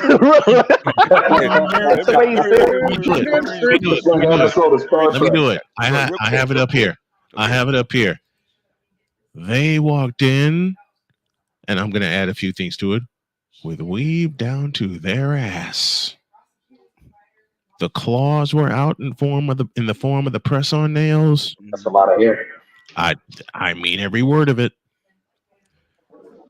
The eyebrows. Do I need to explain the eyebrows? Then they turned just as I was getting ready to run to the bathroom, and Jody was going to go up and pay for dinner. Then they turned and found us. Hey, he said it was enough. It was enough weave to block the dam. It was enough weave to block the Hoover Dam. They had a fight. Got so much damn weave, a mosquito can't even bite it. Let me explain how much. Let me explain how much it was. Okay, let me read the super chat. Go ahead. I've been waiting. All right, let me get these people out of the way, and I'll let you guys have it. All right. Said Jay Will says black women have a Lilith complex. Yes, they do. Yes, they do. Absolutely. Indeed, they do. Michael says, BGS, the OB video I sent you this morning fits right in with this conversation. Salute to the panel. Okay. Passport OG say, happy, what is the 4th to the Negro, BGS? It means you still got 200 years of slavery. That's what it meant. Asian guys treated this like black men sent the clip on. Yes, they are. Okay, and they said so. He didn't just use the N-word. That's the only thing he didn't use. I'm over here in East Atlanta. These Indians are out here deep. It's over. Finito. Also, all-star panel. Sauchi, please don't leave us again. My Gen Z attention span nearly atomizes. With leaderism to survive. Y'all ain't shit. Let me tell y'all the running joke. The running joke. Real quick. Go ahead. Real quick. If it's real quick, go ahead. But I want to go for it, BGS. Okay. Jay Will says the sad part is black women and white women have set themselves up to get backdoor for their men by Asian, Latina, and Indian women. It's a diabolical play. Yes, it is. And What see, is basketball's most basic play? The backdoor. Class, Yeah. pick, and roll. Yes. Guess what's happening? Oh, they picked, and they didn't get picked, but they're getting rolled. Okay, they getting rolled. Okay. Yes, I was with clients yesterday, and 2 black women at the bar asked me if I stepped out on my wife. Oh my God! Yeah. In other words, side chicks put it in their applications. Both women went on to complain about how the husband they date won't have their wives. Won't leave their wives. Won't leave their wives. Choosing signals. See what I say. Every number 1, every number 2 wants to be a what class? Number one. Hey, I'm not even gonna lie to y'all. I've been having conversations, even with my lady. I said, babe, you don't got to worry about me cheating on you, not anytime soon, because quite frankly, these women ain't even side chick material. You ain't lying. Ain't no oops baby popping up. Ain't no diseases coming through. You don't got to worry about none of that, because none of these chicks are even worth fucking. It's as a Haitian male, the fact that I can't find a fucking side chick in this bitch is it's insulting. It is, man. That's what has the world come to when a good how can I take you on my relationship if I can't even find a side chick with the damn? What the hell is wrong with y'all? You ain't. That's a violation of your constitutional rights. Right? You see what I'm saying? Listen, to use a football term, Z, for what you said, that's a personal foul, horse collar tackle for that. All right. No, this is a personal foul. These heifers nowadays are so pathetic. They're up there unaliving their dude. They're side chicken too. I'm like, wait a minute. Why don't we just go ahead and play the game that I usually play on AB's channel? Go ahead. Let me describe a situation, and there was a very common question. And given the fact I got an all-star panel here, I'm ready to push this bell at least 100 times. Here's the situation. Jody and I went out while we were living in North Carolina, and we went to Denny's. No, not Denny's. It was another place. We went to a hamburger place. I picked her up because she was on lunch. We drove to Raleigh, and we went there. And while we were taking the order, my eagle-eyed and eagle-eared wife heard something. And while she finished the order, my woman turned to me and said, "Babe, get your wallet out now." What? And then it clicked. I'm sitting in the passenger seat. Jody ain't. Pull up to the window, and the weave was already sticking out. The claws were already sticking out. You mean Asian woman here? Oops, did I say that out loud? No, but was the hair? But it's like a Stephen King book. Keep going. Here it is. Keep going. Here it is. When I heard her voice, she took our order, took the payment, came back with the food, and got a look of death. Here's the question. And I don't need to play the Jeopardy theme for it, but I just might to mess with people. The question is as follows. What do you think she and the other B-dubs in that place with weave down to their ass were thinking? And go. Oh, sell out nigga, this nigga over there pulling up with a goddamn white woman, old bitch ass nigga. They say he has that white woman. You know, we work hard and do all that, and you got that white woman. You see me working, nigga? White. That is parole officer. Come on, BGS. I'm waiting on you. Ain't your mama black though? Ain't your mama black? Ain't your granny black? Alexa, play Trick Daddy and Trina. And You Ain't Know Now, please. Play Trina's part of You Ain't Know Now. Hey, BGS. Yes, sir. These white women always Your sister-in-law, jokingly, has a message for you. Let him have it, honey.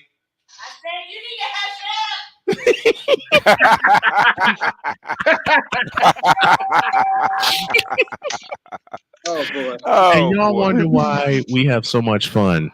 Yeah, No, but you need to clip that. The question is still open. What did you think the gynocracy was thinking when we went to? It was cookout. We went to cookout in Raleigh. Man, you said the gynocracy thinking they only feel, nigga. What do you mean? There ain't no thinking, it's feeling. Yeah, what did she say? Yeah, they don't think, they feel. And so I'm covering this later on tonight. Is this sister who has ADHD? She's on the spectrum. I think what did she say? She's neurodivergent. She's bi, and she's a swirler, and she rambles, and she lives on her own, and she got fired from a job recently. Like all the things, every single stereotype you can possibly click, and her weight fluctuates. She is the epitome of a Gen Z. God damn! Listen, as a millennial, I am so sorry to you, Gen Z men. I am so sorry. What the fuck are you supposed to do with these? Like, God damn. Z, to be fair, to be perfectly fair, in her defense, the older ones aren't much better. This is true, but AB, she clicked off every single one of the stereotypes. Every single one. Minus, she's kind of cute in the face. She's eyed in the face. Eyed. And that's what heavy makeup. But okay, she eyedish. But everything else, oh boy. Go ahead. That's a walking red flag. She queer. Z, I need to borrow that word. All right-ish.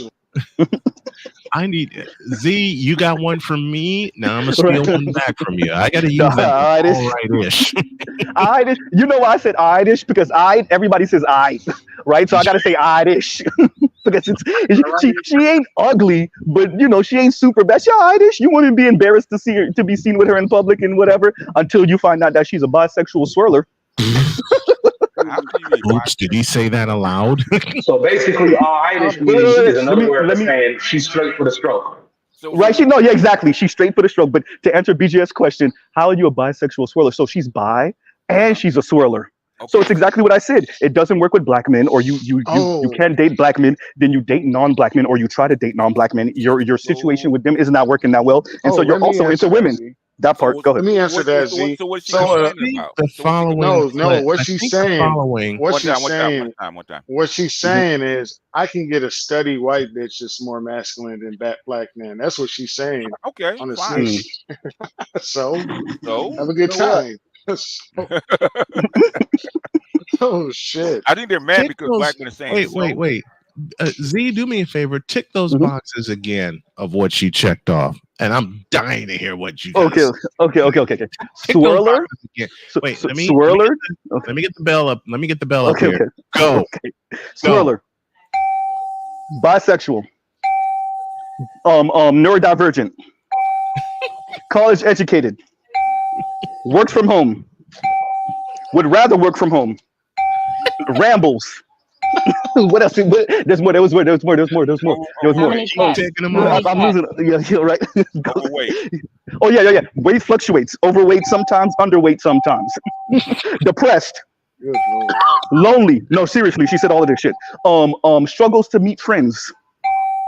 Very few sexual relationships.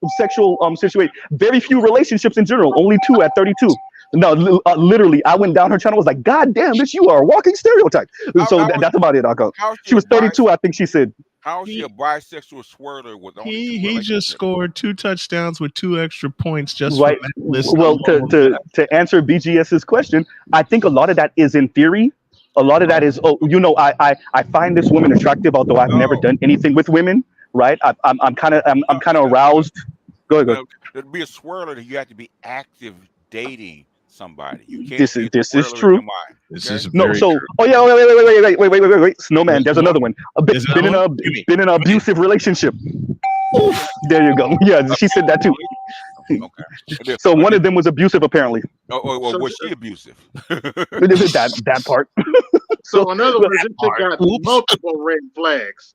I'm watching. This is why I'm going over this tonight. I was watching. I'm like, what the? I was gonna go over it last night, but I went to ghost listen to Dr. T, and I listened to Dr. T's stream, and I'm gonna use Dr. T's stream also because when Dr. Richard Reeves was speaking on that damn panel, and he pretty much said you ain't a real man if you not kissing. Oh, wait a minute, bowing and bending and kissing women's ass and doing for women.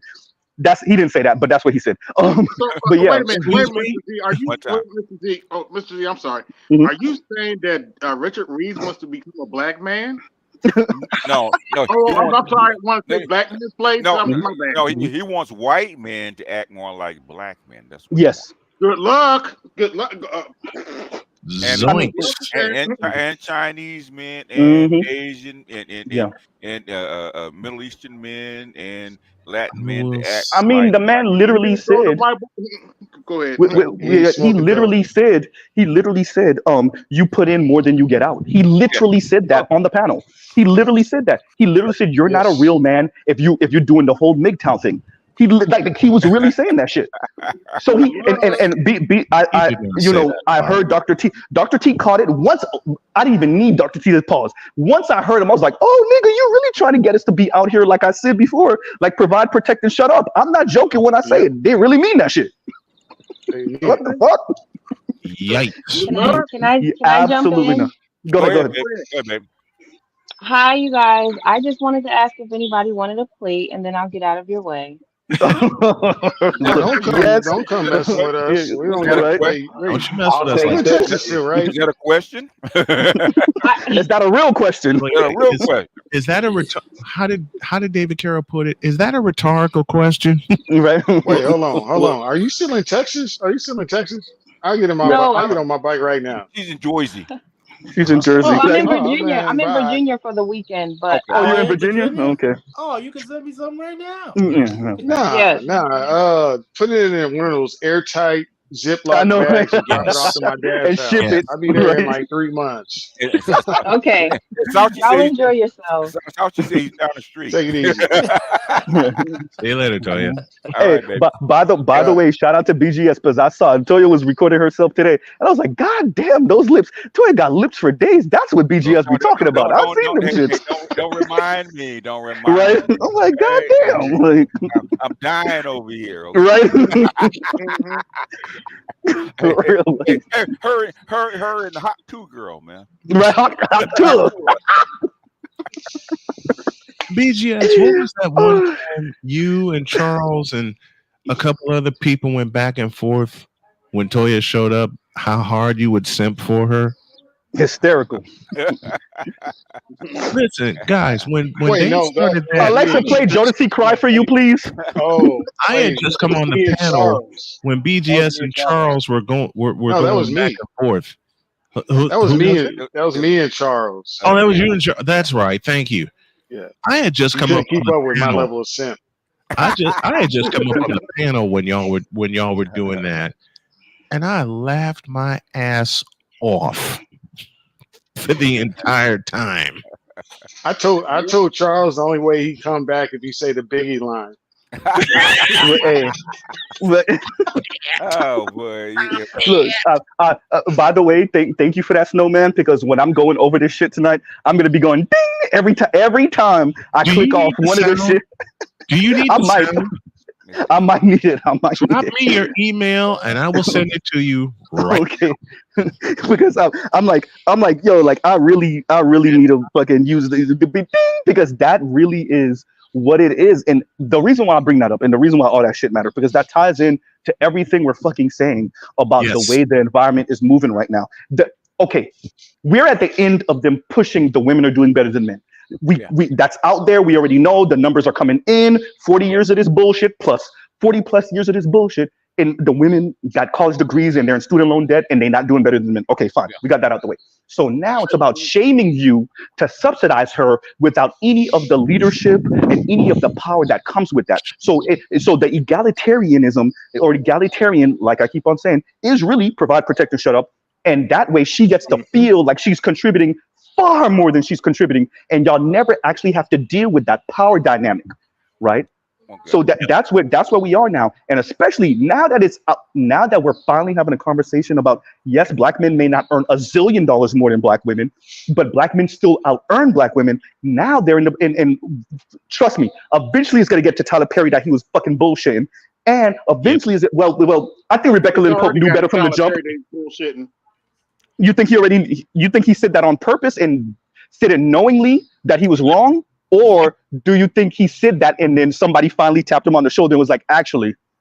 Yeah. Okay. Let me, Right. let me read some super chats real quick, Okay. y'all. I'll get back to it. By the way, both black women work in healthcare, making 100K. Oh, the women that are actually coming on to him. Okay. And Joker's words. It's not about the money. It's about the It's not about. It's not about the money. I'm tired. I'm so. I'll agree. I'm so tired of being alone. Hey, thank you. BGS, and I keep it 100. I don't wear my ring around those ladies. They don't even know. They would have to catch me out in public because it's I've like seen a magnet. I seen the workplace. It's a magnet. It's a magnet. It's crazy. Don't absolutely nuts. Don't forget they doing 69. Okay, right. 69, dude. The 69. Yeah, right. Yeah. Okay. I mean, go ahead. Go ahead, BJ. Okay. The clip with Shay Sade speaking to the white woman, and both of them were admitting that when they be single as shit and lonely as shit, they go home and cry themselves to sleep at night in the pillow. Right? Like they go to the event, they smiling with everybody, they see the couples together, and then they start crying in the car and they cry themselves to sleep at night. Like we already know this, like even if it wasn't your mother, you as a child, as a black boy, you were privy to the aunts that was lying, to your mom's homegirls that were lying, because you would be around and hear, oh yeah, that's how you feel. Oh, and you're standing there as a 7-year-old, a 12-year-old, a 15-year-old. Ask me how I know. Right? And so you're privy to these conversations of them keeping up a stiff upper lip and keeping up the face, but really they're miserable. Tell the black woman the price has gone down. Okay, the price you're asking for is not yesterday's price, right? Right. We're willing to let the house burn down to the ground. That's what we're yesterday's price is not today's price. No, it's not today's price. So, I believe the immortal words of one Adam Sandler, who played Happy Gilmore, said it best. The price is wrong, bitch. I said, well, the self-diagnosis girl doesn't sound any different from the rest. That's normal as far as I have seen. Okay. What's this? A Pringles with a can. Pringles can with veins. Yeah. Did you see the MSNBC panel on men's dating issues? It was 4 45-year-old married millionaire women. You can't make this up because guess what? The so-called lonely men. Okay, I've been reading this shit for the last 3 years, man. Aren't saying shit. Okay, they ain't saying a word. It's all the women complain about them being lonely. What you got to do with the lonely men? Lonely men ain't said a goddamn thing. Okay. So this is why I stress on my channel, BGS. We do Go ahead, Eddie. No, we're not. Cause I'm single. You know, I'm not gonna sit there and cry because my love life sucks. You know, it is what it is. If I find love, I find love. If I don't, I'm good. So I started saying this on my channel. Is me? I'm talking. BGS is talking. Ed is talking. Right. But quite frankly, the majority of men are not having. They're not talking.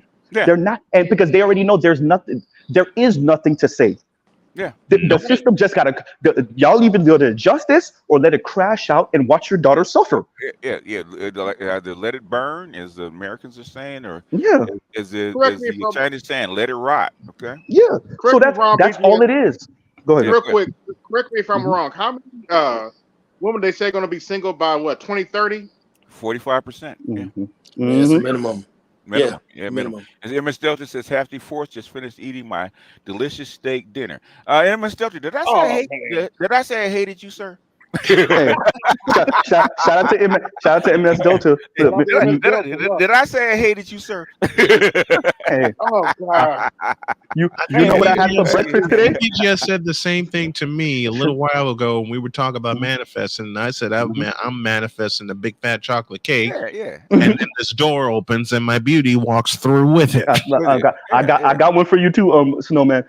So Miss Z cooked Z fucking steak and eggs and cheese this morning, and there you go. Beautiful. Right. You know, hey Z, I got one for you in return. One night, Mrs. Snow came through the door and she was really tired, and she says, "I want dinner, but I don't want to cook." What do you think I did? I reached in that cabinet and pulled out all the pancake batter I can lay my hands on. And we had pancakes for dinner. See? By the way, I love pancakes for dinner. I'm definitely the person that after the club, I want to go to IHOP and actually get breakfast. So, by the way, I'm that guy. I did that shit in college. All right. That's Miami all day long, right? Yeah, but literally, when mansions used to be a thing, we closed down mansions. Shout out to my cousin, rest in peace. We closed down mansions. We went to fucking IHOP at goddamn 6, 7 in the morning, and I was in the morning. Yeah, really. When I went to Cedar Point in 2002, and I worked in games. I wanted to work in rides, but they only had positions in games because all the ride positions filled up. Man, I was up late one night, had to work the next day. They dragged my ass to IHOP, filled up on pancakes. And the best part about all of this, to sleep off the liquor, my boss looked at me and said, "Go home. I know you're exhausted." Hey, breakfast in the morning after a club or any like major event is the best thing in the world. That's the best thing in the world. Ain't nothing better. Hell, we did I that. love that shit. Hey, Jody and I did that after a couple Colts games. Right. We were sitting here watching the Colts. I was on the live. I was on the live stream. Live stream got done before I could prep to do my 49ers game. She came in and said, "You need to fix me pancakes." I rolled my ass into the kitchen and fixed some pancakes. And by the way, to the topic, BGS, the young lady that said, y'all are like pretty much magicians for turning provider and protector into tricks is oh my god, like that is chef's kiss exactly what this is, because quite to be frank, women enjoy their freedom, nothing wrong with that. They enjoy their autonomy, nothing wrong with that. They like their singleness, sometimes for some of them, okay, cool, but they still aren't making it financially. So if they could have the on and off boyfriend experience, heavy on the financial part of it, right? Very heavy. That's what they want. So it really is turning your quote unquote situationship or your boyfriend that doesn't live with you into a trick. But Mr. Z, the thing is, freedom isn't free, and that's what they're starting to realize. You have to earn your keep, your space. It's always been like that, even before currency became currency. Even we were extremely tribal. You still had to work, period, or you were ousted because you're a fucking liability. So they're realizing that, and they're still trying to find some sense in some weak dudes. But guys are like, wait a minute, I'm getting crumbs from your ass or nothing when I could be by myself in peace. And I got more money in my pocket. Like, I mean, guys are being more practical. Oh, wait. Guys are becoming more manly now. Holy shit. Hey, how dare you, sir? How dare you? Go ahead. Email. You got a present. All right. Thank you, Snowman. Matter of fact, you got several presents. And the best, all right. Okay, look. The best ones, the best one I gave you. Let me find it. The absolute, where is it? I gotta find it. And BGS, I gotta send you this sound too, because I know you need it sometimes when you punch the clock and you'll say something and then you'll say class. Before you say class and before you answer the question, give them this. Right. And I thoroughly enjoyed Dr. T's stream last night. Right. I thoroughly like Dr. T, because you could see, as he was saying, so Richard Reeves is attempting to appeal to more of these kind of leftist women and using boys, young men, boys really, to kind of garner some sympathy from them. And I'm like, bro, that ain't gonna work, bro. That's not gonna work. Especially with the women you're around, right? So the issue is the women you're around, they think their daughters are set. They know their daughters are going to end up with one of these maybe closer to elite men. So they think their daughters are set, right? So for them, it's like, well, my daughter ain't going to end up with one of these type of guys that you're talking about anyway. My daughter's not going to end up with one of those. Now, a couple of them will, but once again, it's my daughter's not going to end up with that. So you're appealing to a group of women that occupy a certain class about their daughter's outcome with these men and their son. They're just their sons. But for the most part, in their mind, my son's not going to be that person and my daughter's not going to end up with that person, right? So I get the appeal to some type of sympathy and some type of like, yo, these are our sons we're talking about. And you're right, by the way, Dr. Richard Reeves, but these women don't give a fuck because they're not thinking about those men, those boys that are struggling. The thing is white men jump over the barriers, just like the Chinese and the other, the Asian and the Africans and the Latinos jumping over the barrier. A lot of women are going to wind up like Chris Marsh. Okay. Yes. Yeah. White women are definitely. I mean, go ahead. It's too late. You know, the Richard Reeves types that have come out in this current economic situation. Yeah. It's too real for any man with any kind of sense to like sit here and listen to this bullshit, like for real. Because he's like, I could give two shits, man. I'm over here trying to make moves for myself. I don't need an anchor in my life. Yeah. And these women have been loud for however long, even for the young boys, even the young boys are saying the same shit. Wait a minute, these girls are just disrespectful. Like, I'm not gonna deal with this type of woman. And a story, like, they're not hearing the shit. Like, my nephews are like, wow, they know better than to even come with me with some bullshit female. I already told them years ago, if I see you with some bum chick, man, like, you pretty much disowned. I told them this. Like, I'm you're I gave your last name and said, I know your dad's a loser, but on this side of the family, it ain't happening, bro. I told him flat out. I said, we don't do that. No fat girls, no this, no that. I said, I don't want to see it. Y'all don't know how bad Gen X moms have gotten. My cousin, my brother is having a good time in Maryland right now, running through the city, literally. And my dad was out. And he ran into a lady. She's like, "Oh, you Trail's mom, right? I mean, dad, right?" He's like, "Yeah." He was wondering who the lady was, because my dad knows his type. He's like, "No way, this lady." And so is he getting paid though?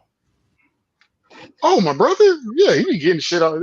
He got a girl that fly him out there. Yeah, we're trained. Okay. BJS. All right. Okay. I just want to make Trained, sure. man. I just want to make sure. You know, Trained. if you're gonna be a concubine, man, don't do it for Get free.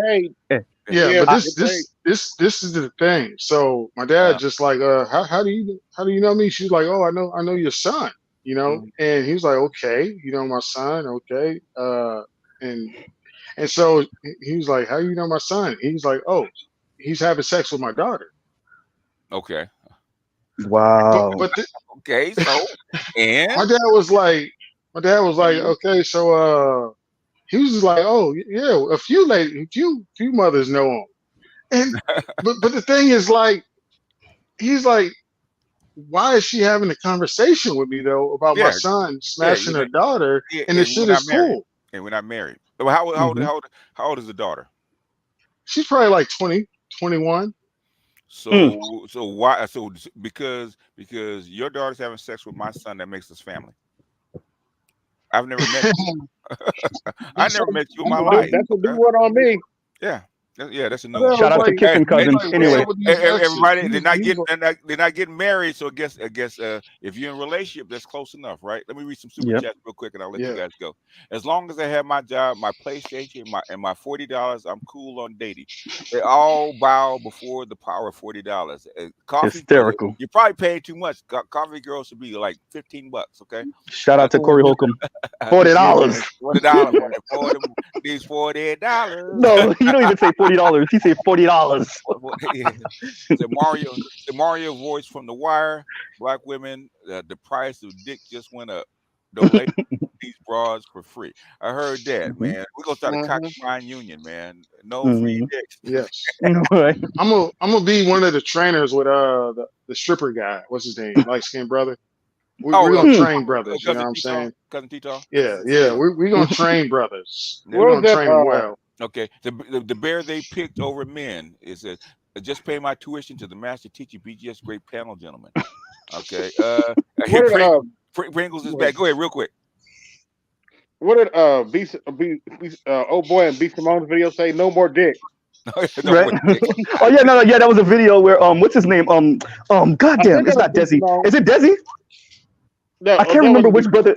It was one of the brothers, and he was on a little skit with B Simone in the car, and she started like yapping in his ear. He was like, "No more dick." No, and she was like, "Oh," and he's like, "No more dick," and she's like, "Oh," and he's like, "No more dick," and she just finally stopped talking. I thought that shit was hysterical. Yeah. And it really worked. Okay. So Pringle's back at it again. He says, I'm heading to Columbia next month with 5 of my boys. We all work in tech. Mika's old ass can cluck her at herself with them other hands. I guess he's talking about that panel. Talk about yeah, okay. I said, right. It says Saucy freedom isn't free. I'm gonna steal that one and sell it to the neocons. Well, hell, they already know. They already use it. Yeah, They they use it. They use it. Yeah, they use it. They're the ones that came up with it. Freedom. Yep. Okay. It said, it said BGS put it on a T-shirt and sell it. I don't occupy for free. Yep. I can't take you nowhere, bro. I can't take you nowhere, sir. Oh, yeah, you ain't lying. Yes. Yes, sir. Your sister-in-law has a message for you. Let her in, Jody.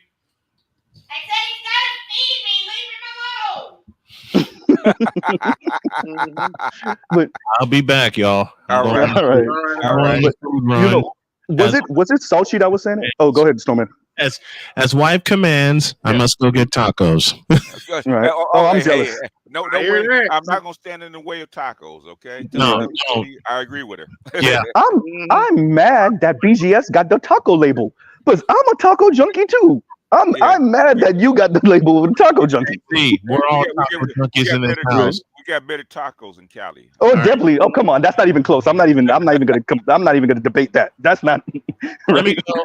I'll talk to y'all in the clouds while I'm on my way to Taco Bell.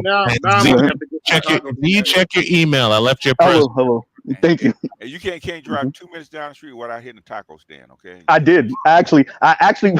Okay, so this is funny. So when I was in Riverside, I actually had tacos from not from the gas station, but from a person preparing tacos in the parking lot of the gas station, and that shit was fire. It's fire. I tell you. Oh my god! Damn. Oh yeah. What'd you put on them, man? What'd you put on them? So mine was I had steak. I had ground turkey, because I always got to get a ground turkey. If there's not ground beef, I get ground turkey. So steak, shrimp, and ground turkey. So I had 3 different tacos. But and I had two of the crispy shells, because they had the little thing where you put it in the fryer and whatever, and then one tortilla. Okay. Okay. What kind of sauce you put on top of? One I put ranch, and one I put like guac. You didn't put the green sauce, man, or I'm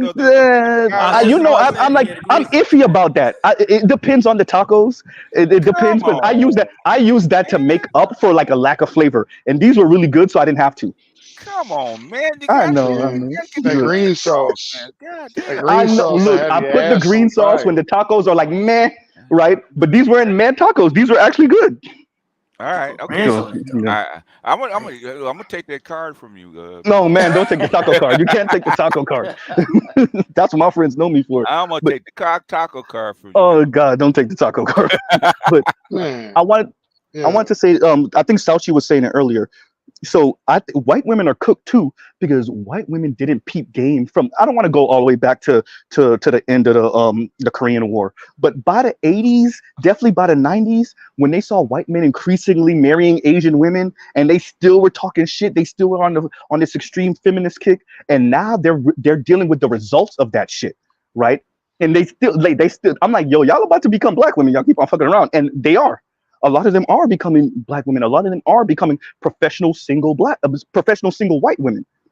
And now they're yelling. And I think that's much of the reason why you have Dr. Richard Reeves kind of framing these things the way he is. It's because white women are feeling this shit. And I'm talking about professional white women are feeling the pinch of more of them attending not just college, but advanced degrees and terminal degrees than men. Because now they're fighting each other for these men too. But you know what it is? White women do it. With that woman, what's her name, man? The Indian girl that's not running around, but she's all over social media now. Yeah, that girl. So she's correct. A lot of these women, they shouldn't be listening to these 1% women. Yes. Because you're not. That's not your lane. Mm-hmm. The market is consistently telling you that, and they're feeling a certain type of way, and you're aging. And you can't go back. So you feel entitled to a lifestyle that you will never have. There's no probability in this lifetime that they're going to have it. Even if a dude sleeps with them, they're still barely getting a glimpse of it. It's not gonna happen. Well, so that's why I say these 30-plus-year women, they're invisible. This is why. I covered this before because I covered this, I think 2022. The petite bourgeoisie, in our case, black women who sell this lifestyle, but particularly the Bowsers of the world, like Buddy Rowe can marry Bowser. It can happen, right? So, but you sold being comfortable by yourself, single, whatever. You see the same thing with Real Talk with Yanni. You see these people selling this shit. Then they fuck around. Paris Milan did this shit. They get married. They go off. They have children and nuclear family and all this other shit. And they leave all the women who live vicariously through them to do that. Exactly. Live vicariously through them, right? So, and even for the women that don't necessarily get married, you still have a financial cushion for this shit. The average chick doesn't. So you could still sell this single shit, and we're not talking about like being single, being lonely and whatever. But even if you have a financial cushion, the average other woman can't afford what you're talking about, right? And I'll pause right there. I'll go ahead. But see, the thing is, right? These women, they don't have they don't get the same. They don't have the same. They're not men. So like when we work. Like there's purpose. We have a mission. They're just like they don't get the same satisfaction that we get. They're pretending or they try to, but they don't get that feeling, and they're trying to figure out why. So even those very small percentage of women who do get these high degrees and do make 6 figures, it's still there's still something missing. The ones who are truly happy, you don't hear about them. That are successful. They're living their life. They're not out here hating on men, all this other bullshit. I mean, they're for the most part, they're ignoring these women or they're laughing at them. And then the women who are in those lanes, who are married, all sorts of stuff, they're laughing at these clown women as well. So that's why I say those type of women, they're losers. In the defense of the married ones who are happy, I don't blame them for not getting online, because you see how they treat the married ones on TikTok. They're brutal. These heifers are brutal to the married ones to get on TikTok. But think about it. Why would they go into a space or a lane that they're not even in to bring, to cause drama into their own personal life, because it's going to bleed into their life and potentially fuck up what they got going on. So they're smart. And then even the young girls or even the women in their age group that they're telling, hey, all you got to do is do X, Y, and Z, and you won't have these issues. They're seeing that they don't listen. So they're not wasting their time, at all, which makes sense. Yeah, because your professors are telling you one thing and doing another. They talk left and live right. That's the best one. Yeah. It's right there. Or even some of these executives. Yeah. I'm like, look, and that's why I said in my previous, I told all these black women, I'm like, y'all complaining. But look who the CEO is. It's a white woman who's married. Who's married. Yeah. And her son works here, and he's a fucking top exec. Yep. Are you blind? Yep. Can you not see what's happening? That's why they want to get rid of affirmative action. She said, what about my son, right?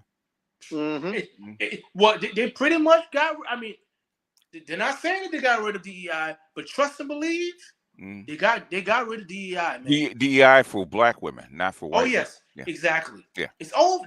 It's over. It's so over. As you say, hey, that's the cost of buying into some shit because of your pride.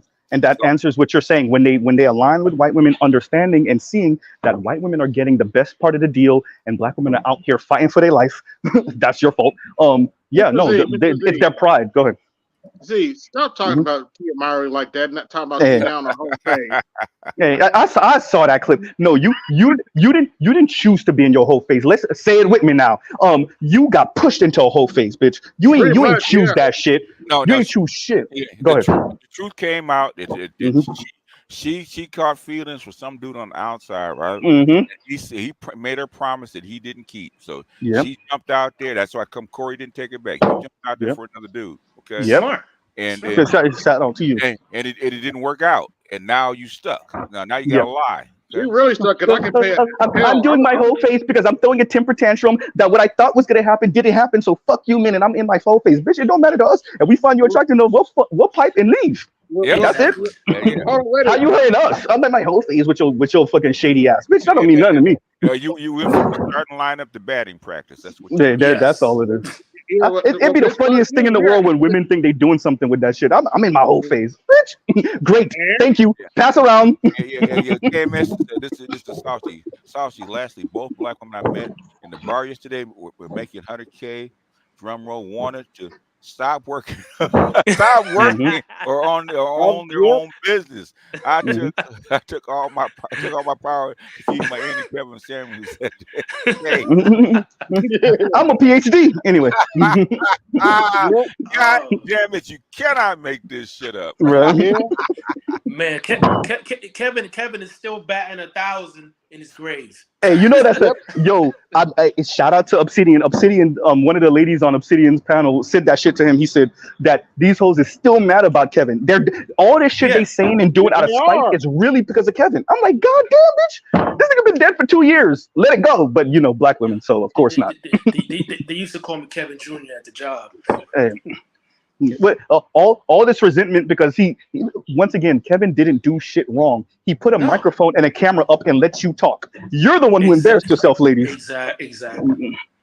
He said we were built like a football player. Well, bitch, if you're 5'4" and 250 pounds, what you think you built like? Oh wait, Mr. Z, he hates women. Then why did y'all keep on going on this panel when he was alive? Because you would advertise into the rich niggas. Pretty much. And doing a horrible job at it, by the way. You think you're giving them the proper mating call by saying, "Who wants to be with average anyway? Did you hear that, rich man? Did you hear that?" No, that nigga said, "Oh, that's great. I could pipe for the discount." You know, this is one reason why I love Rom, man, because Rom always has a different take on things, and I love when he said this. He said this what I'm about to say because I see it all the time. These women, they really feel because they're not thinking until they get a glimpse of getting into like a room or a space of naturally good looking, like women that they literally can't compete with. When they walk in and they see it, like when you see their face, it's immediate defeat because it's I've seen it so many times. It is undeniable. They know that it's impossible in this lifetime. It's in their face, and it's not 1, 2, 3, 4, 5. It's like, damn, the average woman in here. I have no possible way, even with makeup. It's impossible. No chance. I have no chance. They can't speak the language. They can't handle the room. They don't have the same not on the same planet. And then they realize that. And typically, those type of women, you don't hear them, complaining for the most part after that. When they really experience that shit, more women need to experience that shit. I mean, then you get the Dr. Chris Marshes. I'm agreeing with you, but then you get the Dr. Chris Marsh. You get the people that try to intellectualize the single life and make it seem more glamorous because of their ego, right? She has an audience. Yeah. You see what I'm saying? And a book to sell. Exactly. So she's selling hope because she know women love that shit, especially black women. They fucking love that shit. That shit is, and that's the reason why. And this is here we go. BGS, prepare for it, right? This is the bleeding heart liberal shit. That shit's fucking sad. There ain't nothing worse than you being a professional black woman earning your little $250,000 a year. I said little, like I earn anything close to that. Your little $250,000 a year, and you're selling other professional black women such as yourself to be okay single. Clearly they're not. The whole reason you wrote the book is because you know they're not. The whole excuses that you use about being pretty much self-actualized is because before they get into relationships and making sure you're good with yourself first is because you know they're not. This is all it is for your fucking ego? Oh, pathetic. Fucking pathetic. Go ahead. I'm sorry. They can't even handle a gym regimen. Let alone nigga, you ain't shit, dog. That shit is fucking funny. It's something that they have control over. They can't even do that. So it's like, so when these women complain, that's why I say I don't listen to them, because the last few times it happened in person to me, like I told them straight, what's your gym? What is your regimen? What is your diet? That's and we're not going into anything else. Forget about anything. I always go. Used to. I always go to those two places. What are they eating? And their gym regimen. If you're not doing that, you don't qualify. Like, what kind of man is sitting here and went through all this shit to be where he is in life, and then he's taking care of his health. What are you like? You're a liability. Forget about anything else, because that shit that to us it's so basic. You can't change your bone structure, fine, and you shouldn't be complaining. That's the way you are. Is the way you are. Like, so you got to button that up. You got to button that up, because we can't just say that. First, and here, we already know the answer to this. The number one reason for debt in America is what? Oh, well, consumerism. No, medical. Medical is the reason why people are fucking. Yeah. So if you get older. Yes. So if what you're saying is perfectly correct. Like, if you're not watching your diet, if you're not going to the gym, if you're not doing, and by the way, these are things that I'm struggling with my fucking crazy ass work hours. If you're not doing this shit, then you are preparing yourself to be a liability even more than you already are as a woman. So yeah, no, which exactly what you're saying. Go ahead. I'm sorry. I would have my grandmother complaining to me because I go to the gym 3 times a week. My grandmother, who wasn't born here. Think about that. And I'm telling her, I would tell her, you see X, Y, and Z. He dropped dead. You saw this, you saw that. Like, I'm telling her, and I'm like, and you think I'm like not gonna take like I can't get fat if I try. Like, that's just not in my DNA. Like, for real. But still, like, I'm naturally muscular, but it don't mean that I won't be fucked up inside. But I'm gonna take care of myself. Exactly. Right? So the way how she takes it is that because she doesn't have a grandkid from me, she tries to shame me. And I'm like, hold on a minute. And then she just has some health stuff happen. And it's like, didn't I tell these women decades ago? But see, I don't say anything. Even my family members, I don't really say anything no more. Because they can see it on my face. I ain't got nothing to say. I just walk out the room. This is a waste of my time. This is a conversation we had 5, 10, 15, now like 20 years ago. And y'all didn't listen. I don't have anything to say. And I'm not coming to help. Because I gave y'all the answer. I gave y'all some solutions. So that's why I say what I say about these women, man. It's like most of these women, they're liabilities. Hey, Fauci, you know why they didn't listen. You're a black man. It goes in one ear and not the other. Well, it's funny because the ones who have especially been Americanized, and that's why I would say sometimes, a few years ago on the panel, like last year, I would say, y'all think the black American women here are bad. Is some of these African women who come here and they go to school, they're some of the worst ones. Yeah. I still put out that question. I'm still standing on my question. Shout out to all the African brothers. Shout out to all the Nigerian brothers in specific. Y'all got to explain Nigerian American women. Oh my fucking God. So somebody from Nigeria got to explain to me what the fuck is going on with British Nigerian, Canadian Nigerian, and American Nigerian ass fucking college educated women. These got to be the most white feminist wannabe ass women on the face of the earth. What the fuck?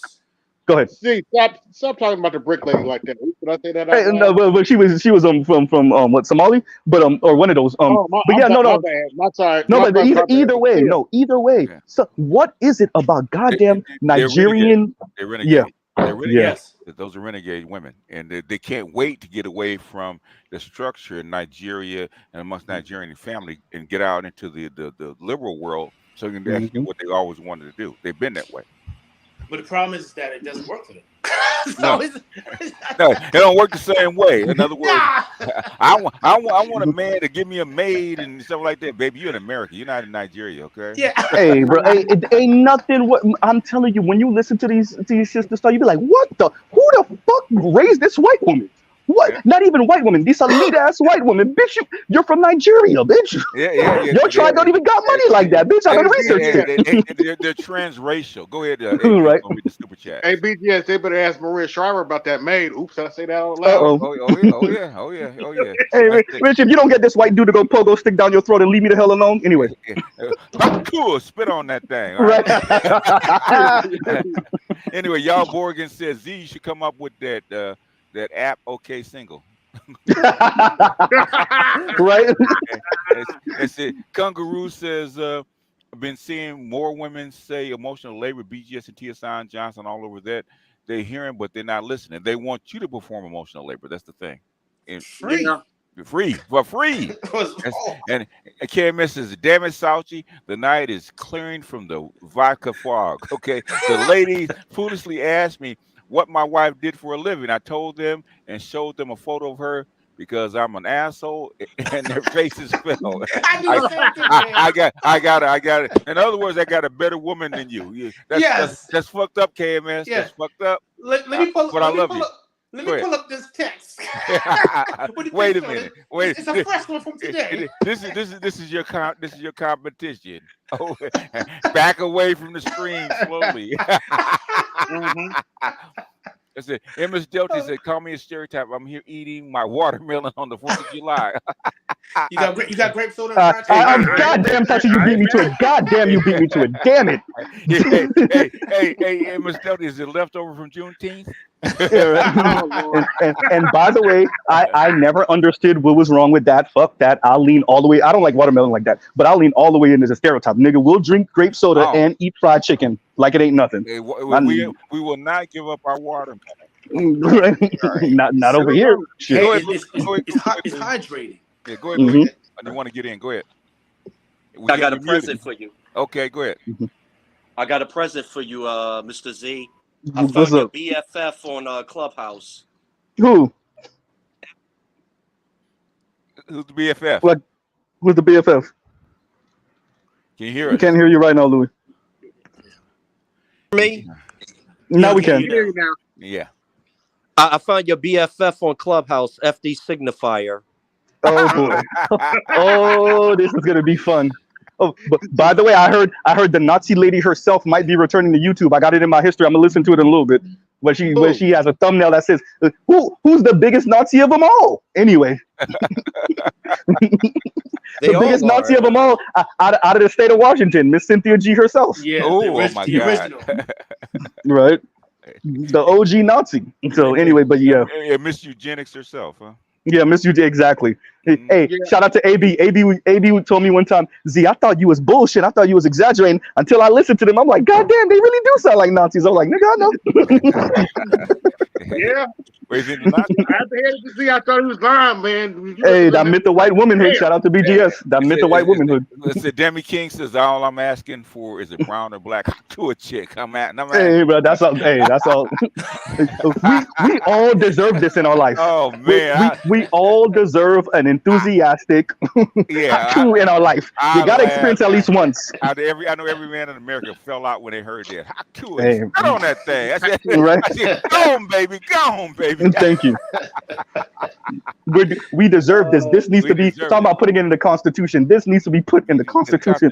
Every man needs to experience this once in his life. Enthusiastically, by the way.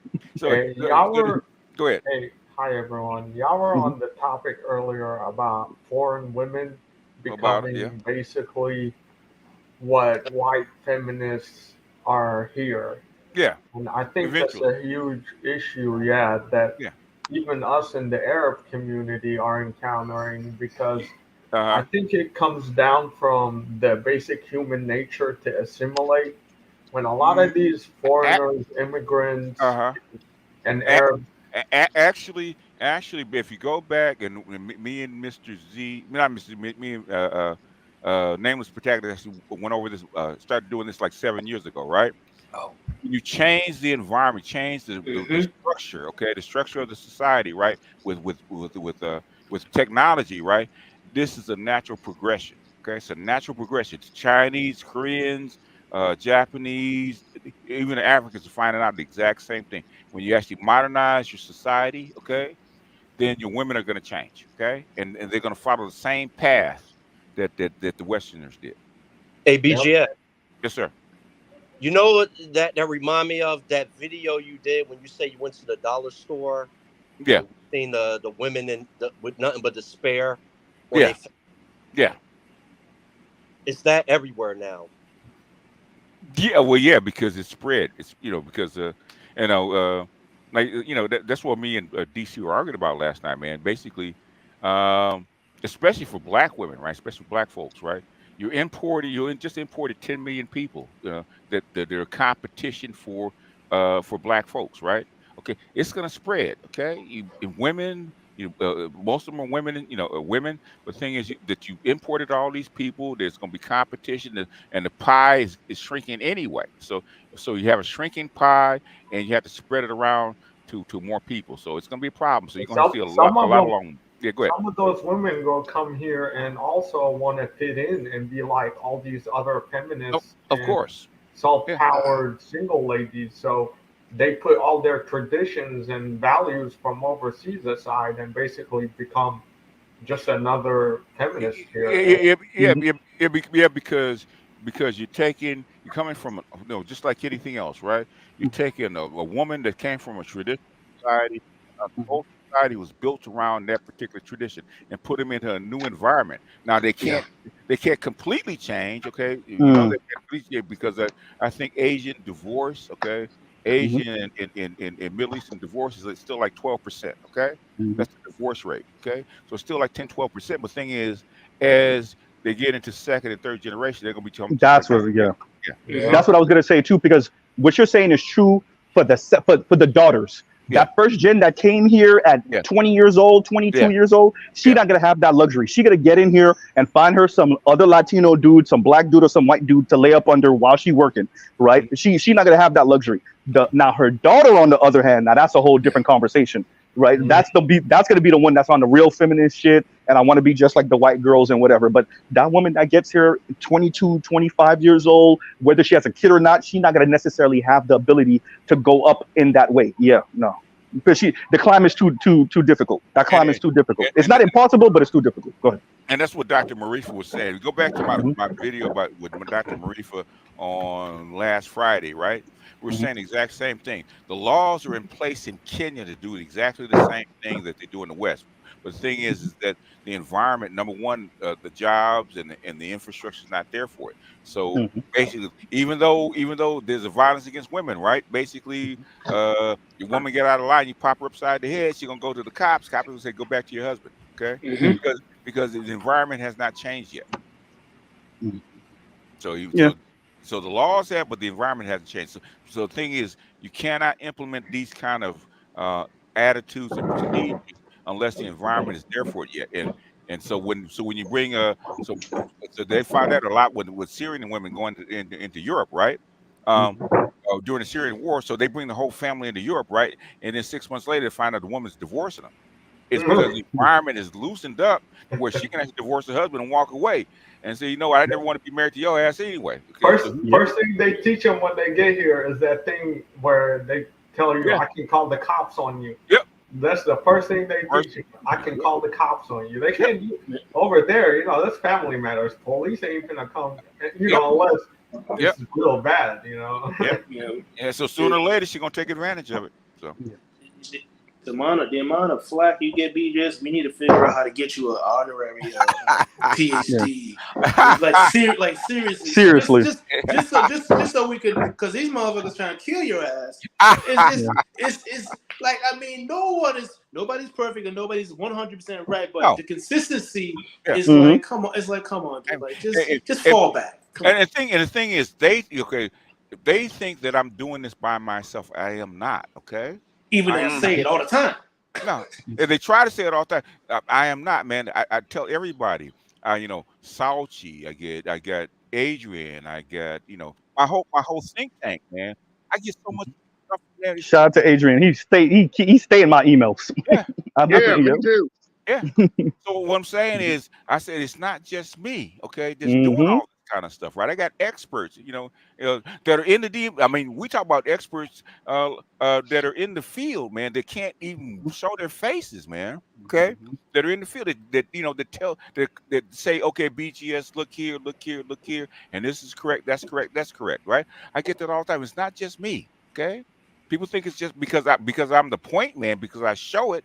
Doesn't mean it's just me, okay? So I get a ton of stuff from Sauchi, okay? Tons. But now Sauchi's here. People now know where I get some of this stuff from, right? Because he's here. So it's not, people know it's not just me. Okay? Go ahead. Stuff BGS says like 1, 2, or 3 years ago. You see politicians saying now, like I told you about what's his name, Cuomo. Yeah. Mhm. Oh yeah. Because everybody, the thing is, everybody knows, but nobody will say it out loud, right? Yes. So since nobody will say it out loud, BGS doesn't exist until one day it pops up and says, "Oh, he said the same thing you said." No, he already knew what I was talking about. He just wouldn't say it. Okay. Yeah. Right. Like the economists, like Wolf and the other economists, Yeah. Dr. Richard Wolf. they know, they just won't say it until some idiot like me will say it out loud. So okay, now he said it, so now it's out in the public. I can say it now. Now I can intellectualize it further and bring what he's saying to a quote unquote respectable audience, the more other academics, other researchers, and we can find a way to use euphemisms and clean, smooth out the jagged edges, and then we can present this to the public as our own thought. But really, it was BGS or some other brother in this space who said it 10 years ago. That's why no shade on DC, man. You're there, okay. You work near Capitol Hill. This is your town, okay. You know what Biden is. You knew about Biden 2 years ago. You knew they cleared out the whole panel so that Biden wouldn't have to campaign. You should know. I knew it, and you're right there. You should know it too. Yep. Me too. And now you're gonna argue with me about this 2 years later when the facts finally come out. Man, you knew this 2 years ago. He couldn't campaign.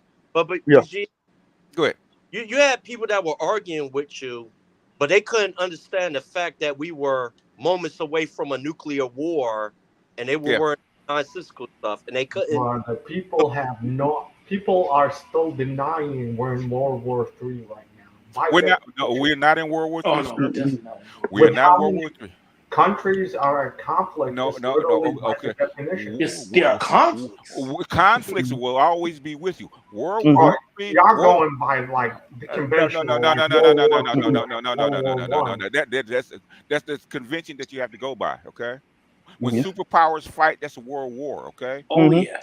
Superpowers aren't fighting right now. It's all proxy. They are through proxy. No, they're not. Okay, sir. Okay. If World War III was a breakout, you'd have about 30 minutes to actually fight it. Okay, that's how long it would take. Okay. Yeah. That's how come that. Hold on. Sorry. That's how the Americans told the Russians about that F-35. Okay, because they didn't want that shit to go down. They didn't want to start World War III. Okay, you seen that same thing. The same thing with that drone with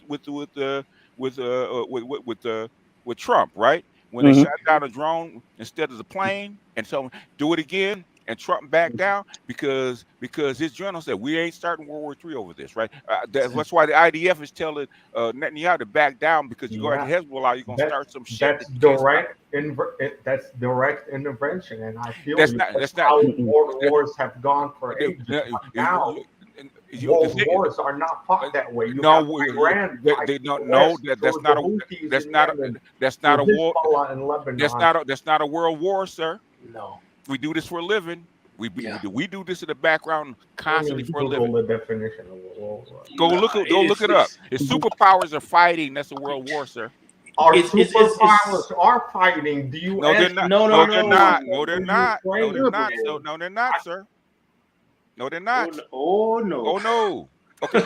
Hey, hold on a second. Hold on a second. Hold a second. Hold a second. Why when the Ukraine thing started, Biden took all the NATO troops out? Why do you do that?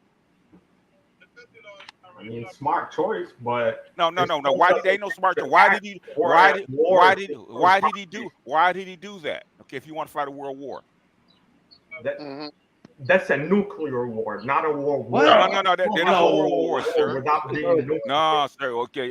No. You know what, man? Okay, I respectfully disagree with you, man. I'm not gonna go through. I've been doing this for 30 years. I know the difference. Okay. You think you could have a world war in the 21st century without nukes? Listen. Don't listen to me. Listen to not just one. Pick any military expert that you know. Okay. Shout out to Scott Ritter. Pick your city. Scott Ritter. I watch Scott Ritter a lot, and we're in a world war right now. He's not. Scott Ritter has never said we're in a world war. Nope. I watch him every day. I don't know what Scott Ritter y'all watching because I watch him every day. Go. We're in a trade war right now. It's not a world war, my guy. Pull me up the link where Scott Ritter said we're in the World War III. Okay. Yeah. Not World War III. I said no. we're in a hot war. I listened to Scott. We're not in a hot war with Russia. Okay? No, we're not. We're not. Well, you contradicting yourself because you said a proxy war. You said we were in a proxy war a little while ago, and now you're saying we're in a hot war. Those are two different things. It's a proxy war. If Biden wanted to get in a hot war with Russia and a lot of stuff somebody talking all of that means he would do the blended did Vietnam. Okay. Yeah. All right. With all due respect, I'm just say this and leave. You guys have never lived through a single war. I was born in Iraq. Wait, BGS, wait, let him say that. Lived through the Iraq war, then fled to Syria, lived through the Syria war, then fled to Egypt, then the revolution happened. That's when I got my asylum to come here to the U.S. I don't think you guys have any idea what's going on. We do. We do every day, sir. Okay? So this is the issue that I see here. You have personal experience that's coloring your definition of what war is, different forms of war, different forms of conflict. And so for you, and I get it, I can see where you're coming from because you had to experience and see certain things. But the literal definition of World War, right, or World War III, we are not living that. Proxy war. Now, if you want to make an argument about the U.S. engaging in proxy war with Russia through Ukraine, you got an argument there. Right. Yeah. But if you're making an argument that we're in World War III, we're not in World War III. Shout out to what Leon was saying. Maybe we're in a trade war with China. That's not World War III. World War III, you got to pick your, shout out to Scott Ritter. You got to pick your city. Which city you want to lose because you're losing some. We're not in World War. The moment we're in World War III, you're going to see black people be more American than anything. Okay? It won't take long. It's not even that. A world war is defined by your big powers, your superpowers fighting. That's how it's defined. Okay. Yeah. And the reason you haven't had a world war since 1945 is because of nukes. Yes. Yep. There's a world of difference between a civil war and a world war. If we were if we were even close to being in like a legit World War III, this is when you're gonna hear the president telling these big manufacturers like Ford and those guys we're shutting production down because we're building X, Y, and Z. Military, Your military economy would kick up. It would pick up. Know immediately we're about to be in a legit world war.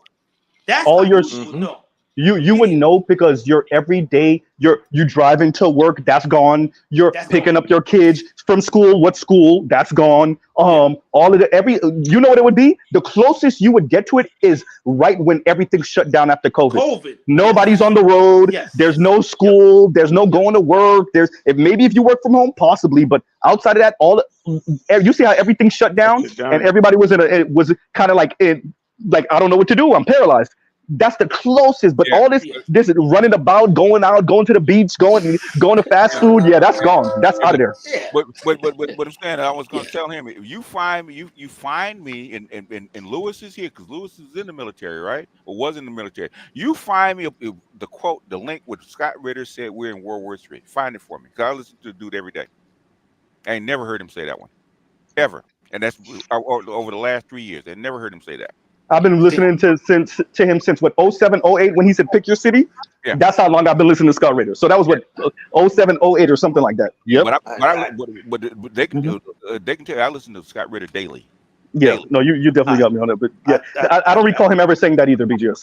Neither do I. I think he's really confused. I think he's really conflating, conflicts and civil wars with war. Yeah. I mean, it's I mean, it's not. There is a difference there. Yeah, there's differences there. It's not even close, man. Yeah. You don't want to see that. Now, I get what he's saying. If you are in Iraq, or if you are in Afghanistan, if you are in Iran, and you're going through things and you're as a citizen there, does that feel like war? Of course that feels like war. Yeah. War, but it's not a war. Right? It's not World War. Exactly. Yeah.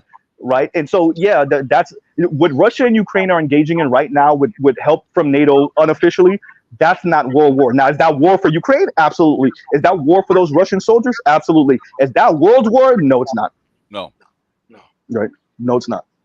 Right. So, and I can understand why he's saying the things he's saying once again, because he pretty much told us he was playing hot potato with his life. Like he was here and then shit popped up, and he went there and shit popped up. I get that, but that's not World War. I understand what he's saying, but the thing is, we can't throw around loose definitions about things. I mean, conspiracy theory channel and stuff like that. You're literally in the black manosphere. We take definitions seriously here. We do, unlike our women. Yeah. And let's make it clear, man. If we was at World War, every news channel worldwide would be on their hands and knees, asking everyone for one thing: we should all pray. Should all pray. Yeah. You wouldn't have Scott Ritter, not Scott Ritter. We wouldn't have Galloway, all those guys talking about the white man. What's good, guys? Like you, come on, man. We talking. You be hearing him say we gonna die. We all want to die. Father, you want to know how you know we're not in a war? Because your women's still not in line yet. That's how you know we're not in a war. Oh man. Because if we were in a war, that first time they hear, oh shit, you heard New York got bombed, all them hoes will fall in line, every single one. That's what overnight. I would love to see. I was gonna say I'd love to see a skit movie. If, a skit movie of a bomb drop and see how these women are worldwide changed, that liberalism and all that freedom. Bro, that shit's out the window, bro. You saw with COVID. You saw the Ukraine, man. What happened when the war started? The women got on trains going the other way. Yeah. It's hysterical. It's these nuanced things, basically stuff that women do, like these things that are for the most part minor compared to the major. Kind of like what happened with right after 9/11. All the insurance companies and the attorneys and they would have a whole lot of arguments about like how to carve out these policies. And regular businessmen are like, yo, if there's gonna be a war, I don't care what's on the policy. Because you're gonna be dead. Yeah. Why are we sitting here arguing for 2 or 3 hours about like what's wrong with you? Yeah. That's what a lot of guys come into space and do. It's like, come on, man. Think about it. I don't think people understand because we got so look in the relative span of human history, it's no time. We got so comfortable post World War II with our quote unquote civilization, right? Yeah. We we don't understand how thin, first of all, how thin that veil is, number one, but number two, how all of this shit could go away. And as men, let me say this, as men who just lived through COVID-19 only 4 years ago now, you guys, we should have a better analysis of how bad this shit could get. And that wasn't even a war. So you literally lived through, and especially if you're living in one of the more blue states, you literally lived through state lockdown. Like when we talk about war, y'all gotta be real careful about what that entails, what that would look like, right? And even with that, we still don't have an idea because America hasn't had its homeland bombed since when, right? So like you really gotta be careful with how you kind of throw. I agree with BGS how you kind of throw these terms and phrases and words out because it means something. I missed all the fun. No, hey, you here? Wait a minute. I missed all the fun. A brief disagreement. That's all. Yeah, no, and I get, like I said, once he kind of told us how how he had to leave from this country to that country. That's when I kind of empathize. I'm like, okay, I get where he's coming from. But my family they're from Liberia. They've never said we were in a world war. I've never heard not one of my family members ever say World War. They've always said the war back home or Civil War. They never said, because it wasn't a war. Was America a part of it? Was China a part of it? No. Was Russia a part? No. No. War. No. It's local. I mean, it's unfortunate, but it's not a world war.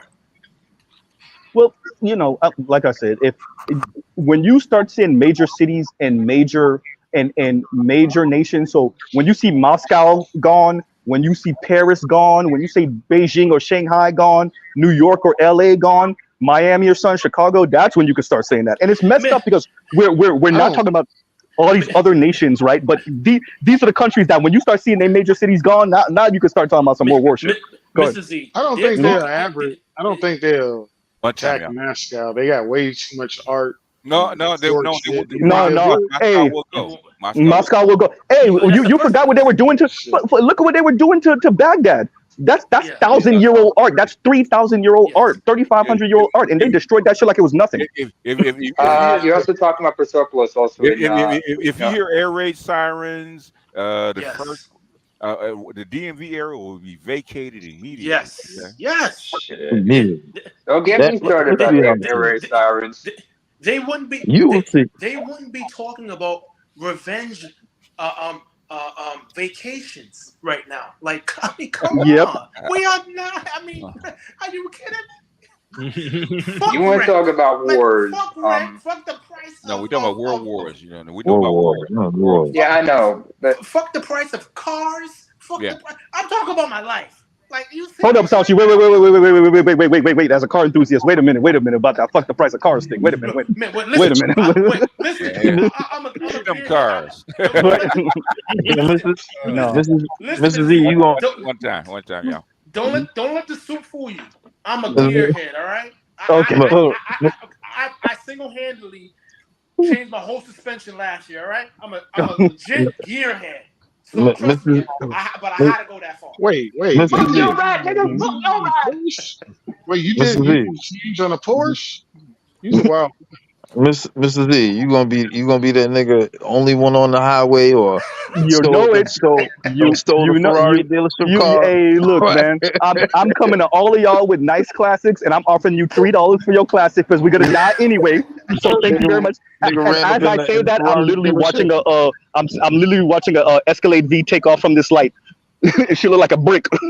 I mean, you gonna be the nigga that robbed the Ferrari dealership and then pull up at Sauchi's house? Hey, one last ride. I'm gonna be looking like them niggas that be walking in the Dodge dealership stealing all the Hellcats. That's what I'm gonna look like. That's it for you. This nigga ain't shit. Ain't been shit, never was shit, never will be shit. It was down to God bless him for it. Hey, I'm a day nigga. What you think? Nah, but then again, I mean, there are far more dangerous motherfuckers than, more active motherfuckers than shit niggas. I don't know. We pretty up there. We pretty down in my world. See what it's like, I mean, well, first of all, it makes absolutely no sense that a Haitian be low key hating on an East African for no apparent reason. Then you want to mock me about my forehead until it gets headbutted. And then he picks a fight with me. No. That headbutt come in handy. That forehead come in handy. We got headbutt, motherfucker. Boom. Hey, even East African women, beautiful face, beautiful, nice face, cute, bronze skin, nice, big ass forehead. Yeah. We love y'all though. We love y'all. No, you don't. Y'all just hate on us. We don't know anything about you guys. The only thing we know is Jamaicans. And the only thing we know about Jamaicans is Rasta and reggae. Hysterical. This is true, by the way. I'll admit that. I mean, we don't know. I look at you, I'm going to say, oh, there's some Caribbean motherfucker. You're going to look at me and say, oh, there's some African motherfucker. It really is true. Like, pretty much when people think the Caribbean, they think Jamaica. And they think all of us speak some type of English patois. I'm like, bruh. Yeah, but then again, next door to you is what? What's next door to Haiti? Dominican Republic. DR. A lot of them Spanish, and a lot of Spanish. You guys speak Spanish out of necessity, They aren't even on the same damn island, man. Jamaica. That's true. Literally. And whenever I think DR, I think of Trujillo, and I think of Mahoro La Raza, and I think racist. I'm sorry, y'all. I said it. Mahora, is it Mahora or Mahora? How do you guys say it? Mahora La Raza? Mahora La Raza. Leave it to Namer to fuck up the flow trying to correct some shit. Anyway, go ahead, Namer. How's the thing does not speak Spanish and being in South Florida? No, shit. Out of protest, that's why I don't speak Spanish. Hey guys, I got a present for you. At the top of the hour,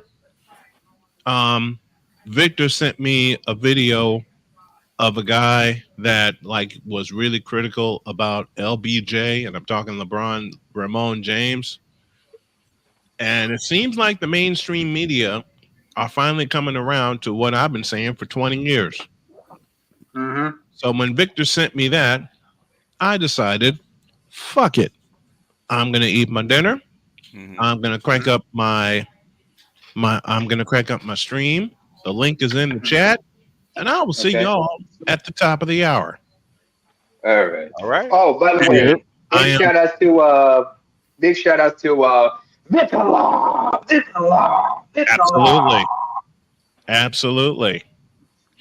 Absolutely. Big shout That's out. his nickname on the show. So, that's Victor's Blood. BGS. Yes, sir. As you often tell me, buckle the fuck up. All right. Ooh. Tighten your chin strap is tighten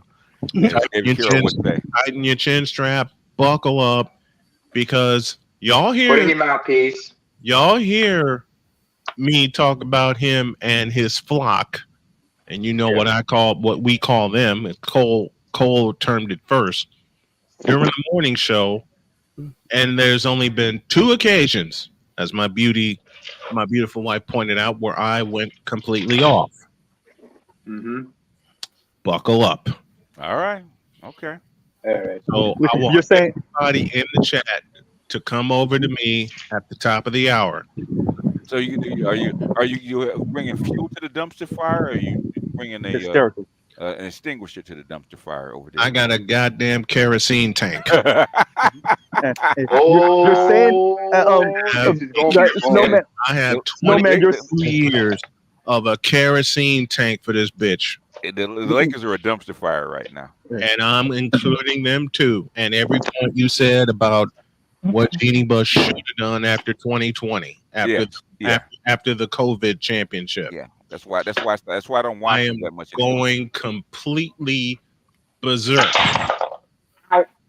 I got Diet Pepsi in front of me. I have parts of an enchilada. Oh, the enchilada, Pepsi. I have a can of taco in front of me. I got 20 years of kerosene.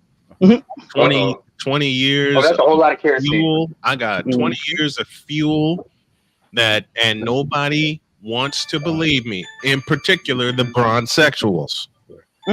So I'm breaking it down with a double play that BGS and all of the old schoolers will appreciate. All right. Listening to Snowman say buckle up while I watch this person who I know he just got that Escalade V drive around like a damn fucking maniac, because I'm outside right now and I'm watching this guy, friggin' white dude with this Escalade V just drive around like a maniac, because So are we reckless right now? Or we just out in the front yard? We reckless right now. We reckless right now. Don't put it in the comments. Right? We live reckless right now. BGS. By the way, BGS, we've been reckless the whole time. But anyway. Hey, we all call Mr. Z the year streaming dangerously, all right? Hey, bro, it really is streaming dangerously. I'll be streaming. Y'all don't understand how dangerous I'll be streaming sometimes. Look, man. Too fast. Too dangerous. How does he do it? And by the way, still getting tasks done, right? Still getting tasks done, but real dangerously. Listen. And this is why we call him the second hardest working Haitian after White Flesh. But anyway, I just want to say. By the way, I just want to say, first of all, BGS, in honor of, Snowman's gone? No, Snowman's still there. In honor of Snowman's in honor of Snowman's good friend back in Chicago, BGS, I just want to say, what in the all types of red, white, and blue hell? Especially considering it is the 4th of July. And speaking of which, I just found out a friend of mine just had a baby today. So congratulations to him. It's his second child, a baby boy.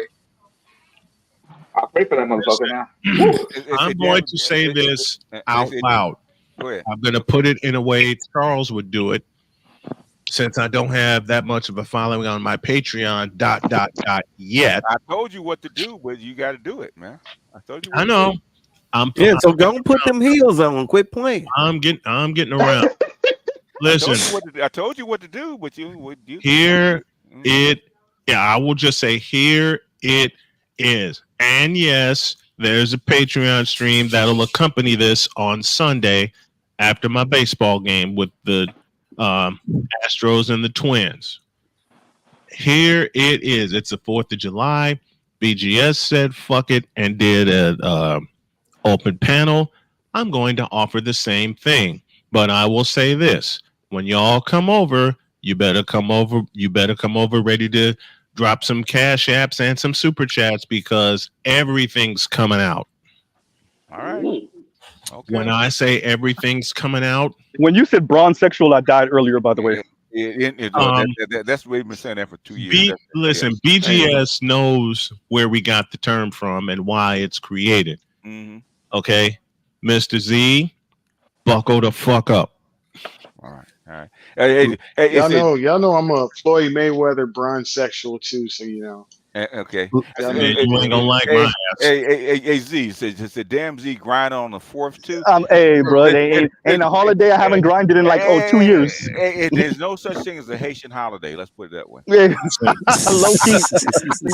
Low key, I be looking crazy. My girl be getting mad at me because my girl gets mad at me because I work on my birthday. Yep. Listen, hey, BGS, with permission from my beauty, I grind on Christmas when the Ravens played the 49ers. I remember that. Kevin, shout out to Kevin. He said I would be having an interview scheduled with Boeing Aircraft as a data analyst next week. Get it, Kevin. Hey, slow clap. Give him a slow clap. All right. And they need you anyway because them goddamn Supermaxes. Anyway, keep going. Yeah. You hear their space shuttle? The space docking area is having problems. Yeah. The astronauts' lives are in danger, and they've taken out 2 of their whistleblowers. Oh boy. It's getting it sounds like Enron. Yeah. Hey, look, Enron Field hit Houston, where they had to change the name of Enron Field. Yeah. Everybody gives a thumbs up to Kevin. Wish him well. Go get him, Kevin. Go get him, Kevin. Go get him. Make this money so you can marry a gold digger. No, you had no VPN on, so they can't find you. Make that money, man. Go on down to Colombia and get your big booty, big titty black chick, man. Be happy. Get you an Afro Latina. Get your Afro Latina with big ass titties. Be happy. Hey, happy. And go listen, gentlemen, and everybody in the chat, I will drop the link again. The after party starts at the top of the hour. All right. And y'all already know the subject. It's like what did Cole say to me one day? To go in, buckle up. And all right, don't forget to. Well, how many more minutes before you start? I'm going live in 7 minutes. All right, we'll do what 30 more minutes here, and then we'll switch over to you. All right. Let me go get fully prepared. I got my Diet Pepsi in front of me. I'm going to get some more water. I'm gonna take care of a little business, and the link is in the chat. The link is in the chat, gentlemen. All right. Hey, put your link in the back chat for me. Okay, let me do this now. I would appreciate everyone giving me a follow, a like, a subscribe. It'll help me. A super chat and a cash app will definitely help because I'm doing this for my family. All right, so buckle up. I'm gonna make sure I put the NBA on CBS theme on. If it's not here, I'll fix that. But when you hear the NBA on CBS theme, the old school theme that led to the NBA on NBC, Old Snowman is serious. All right. We'll see you there. Any old school theme that you guys hear, be it NBA or NFL or whatever, you know I'm serious. You know I'm telling you, buckle up. Buckle up. Snowman? Yes, sir. I'm sorry to do this, but but we gotta put the ads every once in a while. You're getting paid, of course. So the Bronsexual Confessions is brought to you by Bron Joy Juice. Bron Joy Juice. The joy juice of bronsexuals worldwide. Made with 100% organic steel milk. Bronsexuals is brought to you by Hooked on Bronix. Oh, when the moment has you thinking.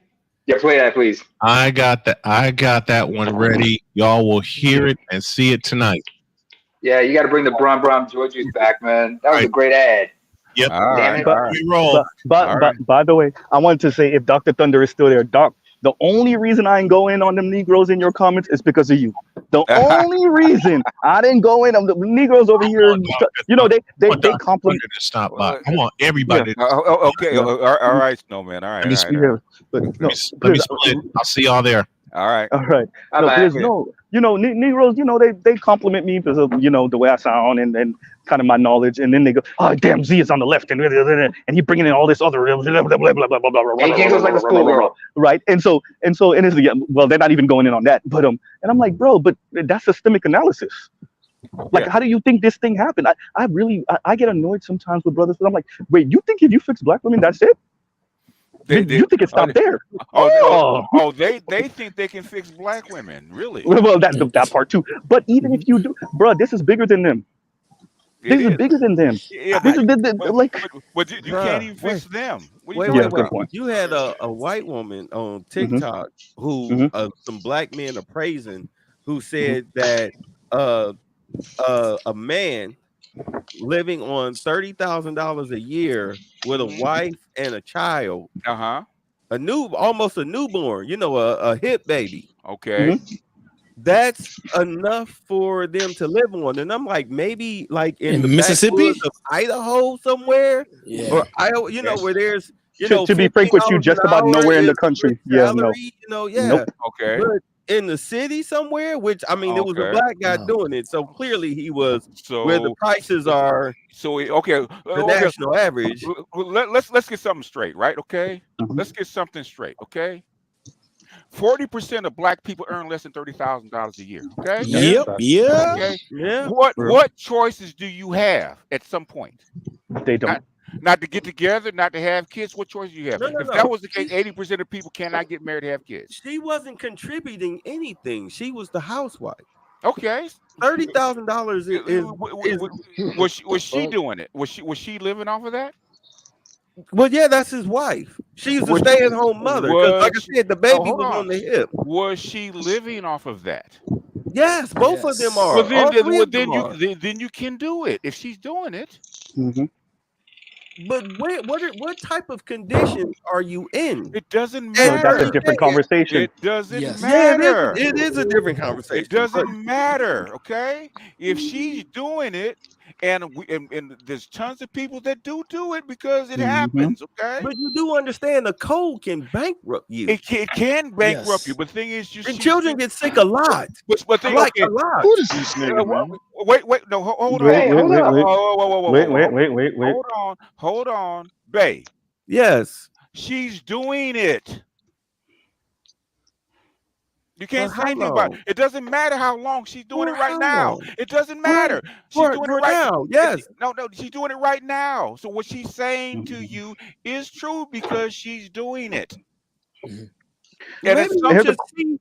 you should see her. It doesn't matter. Oh, it does. She looks like I have a question for you. I have a question for you. What number would you put at starting a family? If for you, what would be a comfortable number at starting a family base, no matter what state you live in, what county, what city, what would be the number? Right. 10 years ago, $50,000 was living. It was a living wage, not a survival wage. It was a livable wage. Wait, let him talk. Let him answer that. 10 years ago, it was a livable wage where you could go on vacation out of the country for 2 weeks and all that and be comfortable. Now, based on inflation, you might as well throw an extra 20 on that. So you're about $75,000 a year, right? That's a livable wage. So you just text out half of Americans. Okay. No, not half. No. You text out half. Basically, so those are the working Americans, right? The average household medium income of a black family is less than $50,000. Okay. Yes. Median. Yes. Okay. Of a black family. Okay. Median. Okay, so how are they doing it? They're not. They're barely making it. But Let me explain myself. Based on the national average of rent, which is what, between $1,600 to $2,000 a month. All right. The mass eviction rate. All right. Of course, we know it's black women because they want to live on their own. Okay. But you're talking about married people. No. Bro. Let him finish. Let him finish. Hold on. We're excluding married people. No. You'll make it go longer if you don't let him finish. When you have two married people who are bringing in income, okay, yes, you can easily make just even the 50K. All you have to do, you just have to be more frugal, financially astute than your brethren. Okay. All right. But normally two married people who are both bringing in income, yes, they can definitely make it easy. If the national salary average is like 30K, is 30 for women? What? 40 for men? Is it not? The median household income of a black family, I think, South Chief, correct me if I'm wrong, it may have changed, is $47,000 a year. That's about it, man. Yeah, that's about 50K. Yeah, it's 3,000 short, but it's in the easily makeable range. What I'm saying, that's the median. How about the people below that? Exactly. Because the people who live below that those are the ones who are living in poverty. 30K a year. Wait, hold on. You cannot sit up here and tell me that. Babe, you're missing the point, babe. Babe, you're missing. It's important I say this because, babe, this is the thing. You put 20 on top of the 50 because 10 years ago was 50 and you could live a life. Okay, cool. The median overall in America, not even just for black people, is median household income as of last year was 74,000. Black people make 20,000+ less than that. So remember what my question was to you. My question to you was, what number would you put on where you should start a family? You said 50 10 years ago, so I'll put another 20. BGS said so about 75,000. You agree? So you're Xing at least half of Americans writ large, and maybe with a good 70% of black Americans. Well, I'll just give you guys the precise numbers. And this is in the country. The new numbers should come out for 2023, should be September, October time. So real median personal income, $40,480. Period. Real median. Mean, which is average, personal income, $59,930.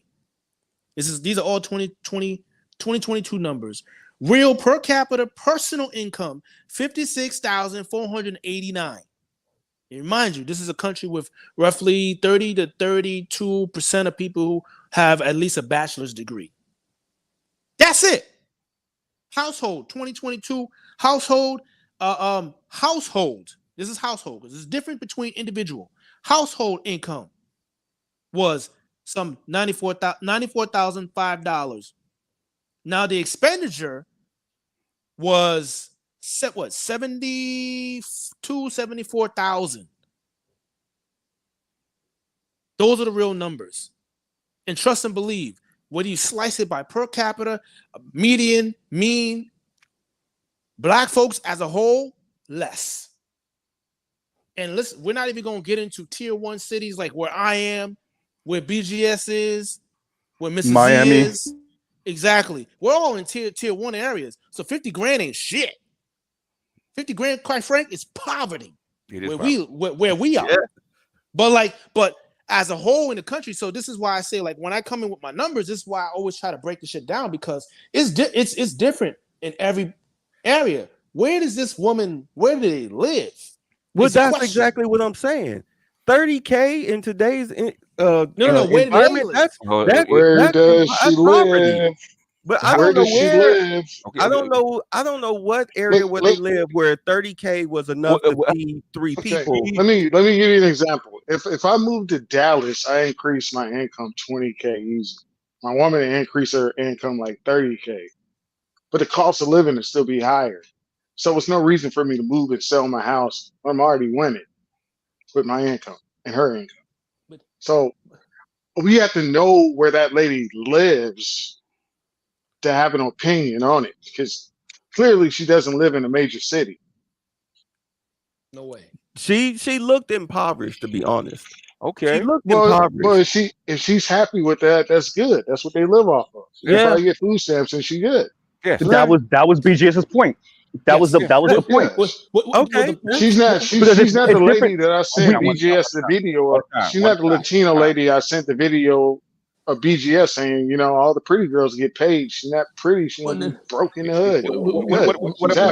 What I'm saying, okay, if the woman said it and she wasn't doing it, then I say she's full of shit. Okay. Yeah.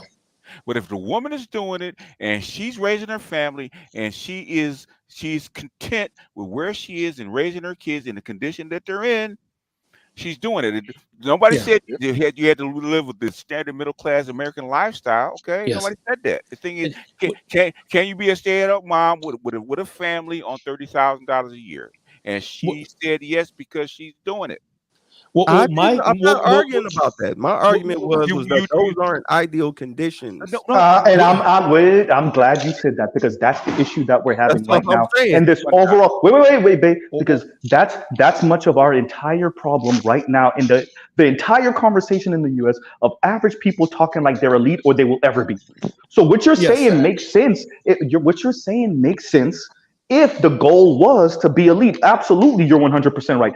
But she's okay, at least from what you can see, with her current living conditions, right? Now, I wouldn't bank on that if I was that man, because she could wake up tomorrow and be like, you ain't shit nigga. But as of right now, she's okay with those living conditions. We can't put a high-ass price tag on these family formations, because what you're seeing now, once again, that's why they let the Latinos through the border, is that when you do that, then you get women that move like, women in the West, and they don't have kids. Now what?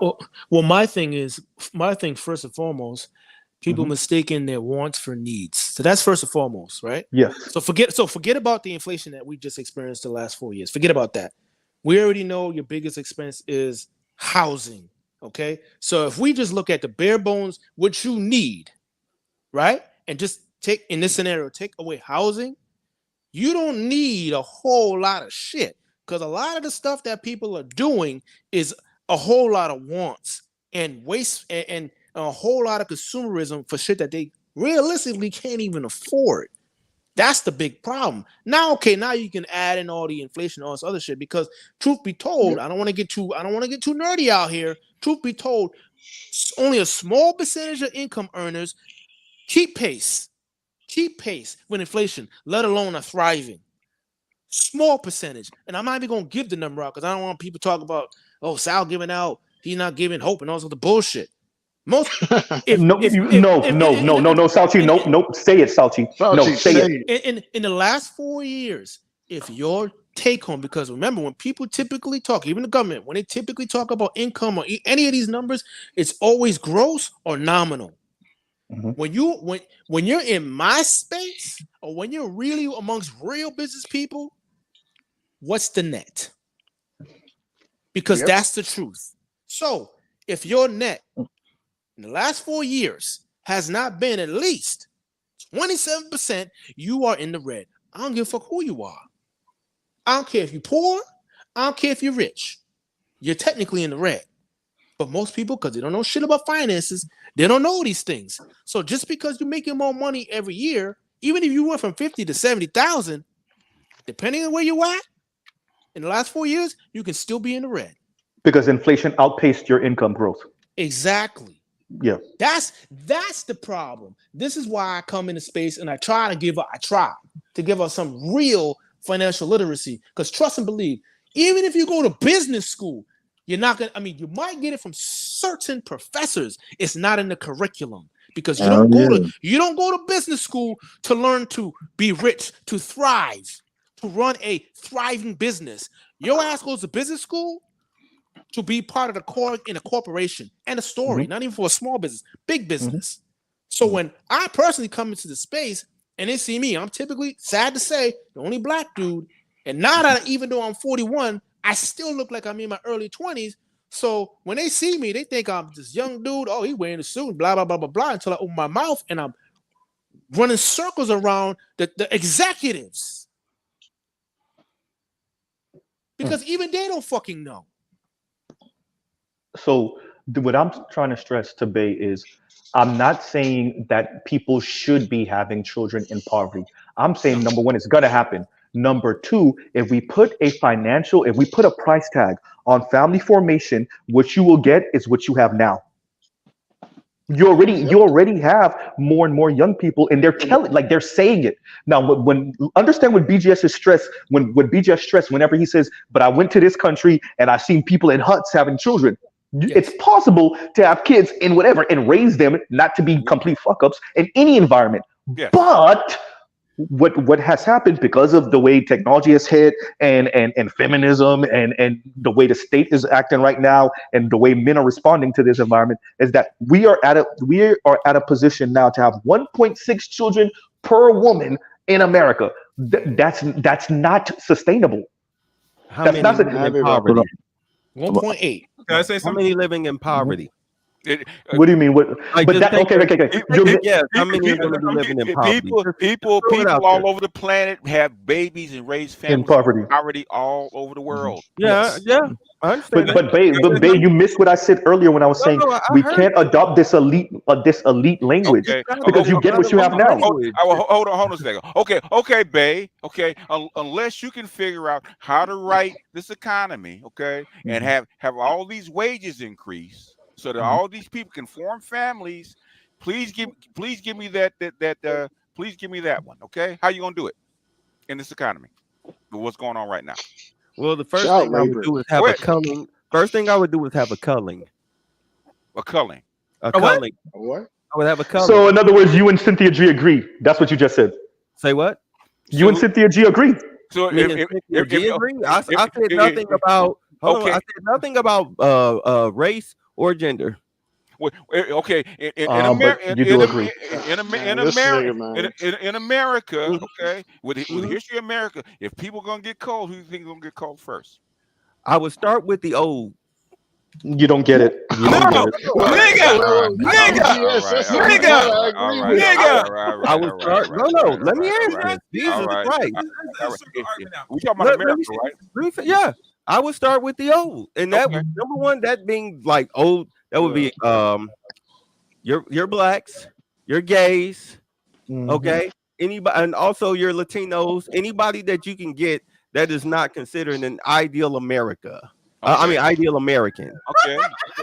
I want to put a commercial break right here, real quick, because I gotta drop. You understand that crosses all race. You got 2 minutes. You got 2 minutes. Okay. Here's my commercial break. All races and sexes. All races and sexes. That's all of it. That's all of everybody. I'm about to drop y'all. No, hold on. Okay. Are you done, Bay? Because you got about a minute and a half more. Go ahead. What more do you want me to say? We're actually watching it get ready to happen. No, wait. Talking about BGS. He's trying to. He's doing this on the wrong channel, talking about genocide. And basically, I'm getting ready to push back. How you gonna go out? How you gonna go out and sell that to America? To Black America on top of that. You amp up a proxy war. You amp up a proxy war that actually creates. Bay, are you trolling? He's trolling. You want to be the answer? You want to be the answer? Get this nigga the fuck out of here. You want to be the answer? Whoa. Let me, okay. You want to be the answer? A proxy war. Because I've been talking about this for the longest. A proxy war with what? You start up a proxy war with your enemy, like U.S. and Russia. You amp up that proxy war, and then once it becomes an actual war, after you've shipped your ground troops of the undesirables overseas, that's not a proxy war. Boys, this guy doesn't get it. Okay. They're gonna nuke the city. That's when the real war starts. Hold on. Okay, if you send troops over there, it's no longer a proxy war, sir. That's what I just said. You amp up the proxy war until it's an actual war, and then you send your troops overseas. I said that. Okay. If you do that, you know what's going to happen next, sir? What? It's called a nuclear war, sir. World's war. Worlds. Yeah. Wait, so you're gonna genocide the old people, then send all the poor people to the world? So how many people you're willing to cull, sir? As many as it takes. No, I need a number. As many as it takes. No, I ain't no many as it takes. You're probably looking at about a number, please. You're probably looking at about maybe about 4 nukes. being No, that's not the answer. Four. That's not an answer. All right. Yeah, you All looking right. at All about right. four. All right, babe. All right. Let me say this real quick, Go ahead. BJ, because I gotta drop. Go ahead, Anything more than So that. babe, let me get this. Anything more than that. Enough, babe. Hey, you're the destiny Okay, servant. so Enough. Go so ahead. now we see what goes on in Bay's mind. Oh boy. Number one, number two. Shout out to BGS. Shout out to all my LA niggas. Kendrick just dropped "Not Like Us" music video, so I gotta drop anyway. My battery's at 9%, and I got some last minute stuff to do. Reckless streams. So yeah, all right, y'all. Mr. Z out.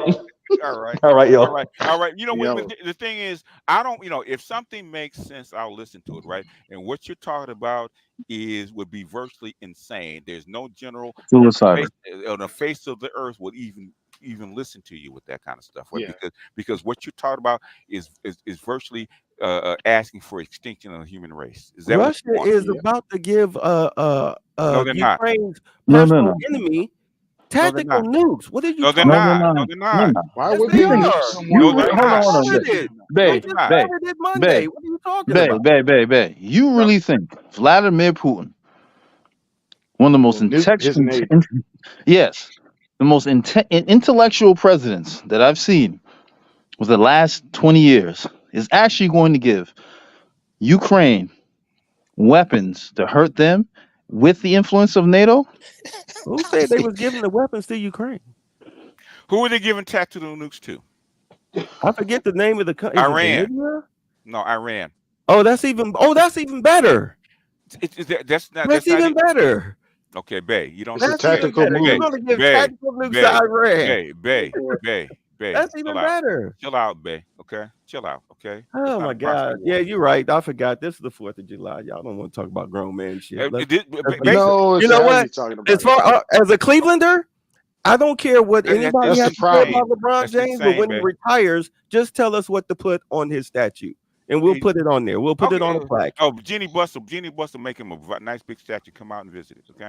It's Wait, you from Cleveland? You from Cleveland? Hey, you got to stop drinking that Cleveland water. No. What I'm saying? I'm not in Cleveland. I'm just from there. What I'm saying is, babe, we are talking about grown man shit. There is no army. There is no military on the earth will actually give the Ukraine any kind of tactical nukes that's fired toward Russia. Okay. I never said anybody was giving tactical nukes to Ukraine. If you give it to Iran, they're not firing. They're not trying to start World War III. Okay. Hell no. Well, like I said, giving Iran tactical nukes is a good idea. It has nothing to do with culling people. Okay. I just said it was a good idea. Okay. You going first then? I mean, dude just said that is a very intelligent president. You going first? Can I give you a good example of something to do? I would literally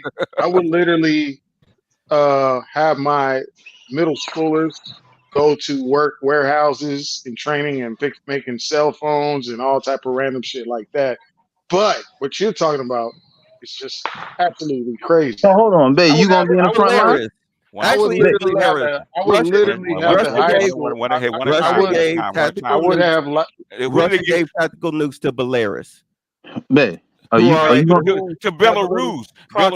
Okay. Belarus. Belarus. Because Belarus. So you do know they did that though, right? They guess what they used to be part of. Mm-hmm. But they did that though, right? Doesn't matter, babe. Is it a yes or a no? Okay, them giving tactical nukes to Belarus means what? Well, Belarus and Ukraine are at odds with each other. No, they're not. Now, because the United States is using Ukraine as a proxy, then Russia's going to use Belarus as a proxy. So when That's when why he gave them the tactical nuke. babe. When has Belarus and Ukraine been at war? Who knows? But no. Ain't no who knows. When did they start? Why did they give tactical nukes to Belarus? It's because there's tactical nukes in Sweden and Norway. Okay, but why would he give them to Belarus? Because Belarus is their ally. Okay. And who's not their ally in that region? Norway, Sweden, Germany, Poland. How many? Ukraine. Yeah. Latvia, Lithuania, Estonia. Now, at first you were saying. At first you tried to say that they're giving tactical nukes to the Ukraine. That would be. No, I did not say that. Huh? Y'all overtalked me, so all y'all heard was Ukraine. No. I did not say that. I mean, I literally run a news channel. Why would I say that? I'm literally reading the story. Why would I say that? Bay. I literally wake up 4:30 in the morning and listen to this shit every day. Okay.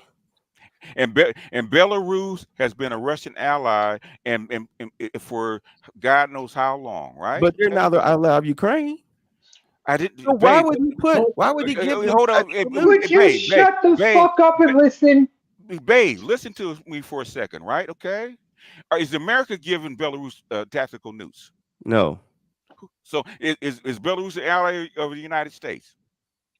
No. So who's giving the nukes to Belarus? Russia. Who is Belarus an ally to? Russia. You know why? Do you know why Putin decided to do this? After all these years, you know why he took the gloves off, decided to do this? Do you know why? Because he's going to use Belarus as a tactical war against Ukraine. No. Okay, it's because the attack assault on Crimea and killing all those Russians. So that's why Putin said the gloves are off. Okay. And where did the weapons come from? Where did the weapons come from? Who authorized the weapons? United to be used on that? The United States, the right? United States, yes. Right. The United States weapons used on Russian people. The United States gave Ukraine permission to do it. So here, Belarus, since you want to do this proxy war thing, so here, Belarus, but here are these tactical nukes. Yes. Who you think they're gonna shoot them at? They're not good. But the thing is, they can shoot them at anybody. But the thing is, have they shot them? But who? Most likely are they? They have a question for you. No, we're walking down the train. Okay. More than likely, are Belarus going to use those tactical nukes again? Do you think in favor of Russia? Babe, if you will have a discussion, you have to stop talking through me for a second, all right? Okay. Do you think Russia's going to allow Belarus to use tactical nukes willy-nilly? Without some kind of control over them? You said that they would. So he's asking you that question. So no, I'm asking you a question. No, they're not. Well, then they're probably not going to use it against Ukraine because Russia won't allow it. Okay. Exactly. And if Russia says hit the button, well, if Russia says hit the button, guess what's going to happen to everybody else? That's when we enter World War III. And that's most definitely right. And then you would get your color, probably like 90%. Okay. Okay. So I'll ask the question again: why would Russia give Belarus tactical nukes? It's called a deterrent, sir. It's called a deterrent. And Bay, let's be honest. Wait. So, what happened this weekend? You had, I think it's B-52 bombers. They were circling Middle America. They were on high alert, as were a bunch of American bases.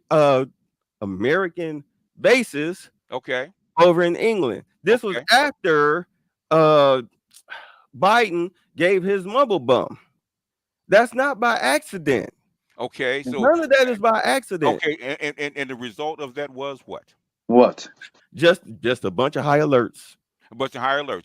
Just a bunch of high alerts. And it's happened before. It's happened before, brother. Right. It happened. It happened with that Iran thing, right? Okay. High alerts, right? When the president got died in a helicopter crash? No. There wasn't a high alert there. I'm talking about when the F-35 got put down. Oh, okay. Okay. And right. So it happens. Well, guess who shut it down? Guess who shut that down? On both sides. Well, how do you think the Russians knew that what was on that F-35? Huh? How do you think they knew what was on that F-35? Russian intelligence. No. American intelligence told them what was on that plane. Why? Yeah, a lot of this stuff is staged, man. Just like when Iran told Israel what they were going to attack. a lot of it is posturing. It is muscle. It's like a muscle. Saber rattle. What do you call it? You're Saber flexing. It's flexing. Yeah. Once you like the reason why they're putting tactical weapons in Iran is for Israel. That's why they're putting tacticals in Iran. It's called a deterrent. But this is the thing, babe. Yeah. You need deterrence. Because let's be honest here. At the end of the day, just like you brought the deterrence. Yeah, no, but I don't think you. But babe, I don't think you understand what I'm trying to point out. The fact that Russia gave Belarus those tactical weapons, and at the end of the day, Russia still has the master key. Yeah. So if Russia's going to pull the trigger, they are going to pull the trigger, not Belarus. But to make sure, as BGS and others are saying, we're putting that in position as a deterrent. Because at the end of the day, it's better. Just like the white folks say, don't come down. I'm Belarus. Okay. If I'm Belarus and I'm your ally, I'm standing with you. I want those tactical nukes. You damn right. I want those tactical nukes. Let me explain my position. If I'm your road dog and and you putting me in the middle of this shit, you damn right I want them tacticals. I want them motherfuckers. Let me explain my position. Let me explain my position so you guys can understand what I'm talking about. We understand what you're talking about. Let me explain it. Okay. Russia right now is they're running out of soldiers right now because not. of what's going on. They are actually conscripting the average citizen. I mean, do you have remember they brought in the Chinese soldiers? Where'd you get this from? Okay, I'm actually about to tell you. Remember they brought in the Chinese soldiers? Where? So one of the Chinese soldiers who had got wounded in battle, he was talking about what's going on the front lines. He said all of the main ones got, like the 1st battalion, they got, of course, wiped out, just dealing with the siege just from average combat. So now he's like, they're on like their 3rd wave of people. That's why they brought us in. What battle? Let me finish. No, babe. You have to tell us what battle, okay? What other battle is Russia in right now with ground forces? Ukraine. Babe, listen to me, right? Okay? A war has more than one battle, okay? You know how big Ukraine is? They have more than one front line. What year, what month, what battle, what city? This year. Last month, okay? Yes, I'm telling you what the Chinese soldier was saying. Babe, listen to me again, right? What battle, what city? Okay? Does it matter? Yes. Why does it matter? Oh, okay, babe. You're reporting on it. You're reporting on it, nigga. When he just came back because he got injured, what he was saying. Why are you arguing with me? I'm trying to tell you what you guys saying. Babe. Number one, you got to calm down, okay? And stop talking over me, okay? That's number Y'all one. keep cutting me off. I'm trying to tell you. Babe. If you don't calm down, okay? I love you. If you don't calm down and start having a dialogue instead of yelling at people, I'm gonna have to put you down, right? Because we study this shit daily, okay? That's why I asked you. You're gonna give us information. What battle, okay? Where did he get conscripted from? He didn't say what battle. He's an Asian soldier. He's one of the ones that was brought in from China. How do you know? Because this is what he was saying. That's what he said. It was news.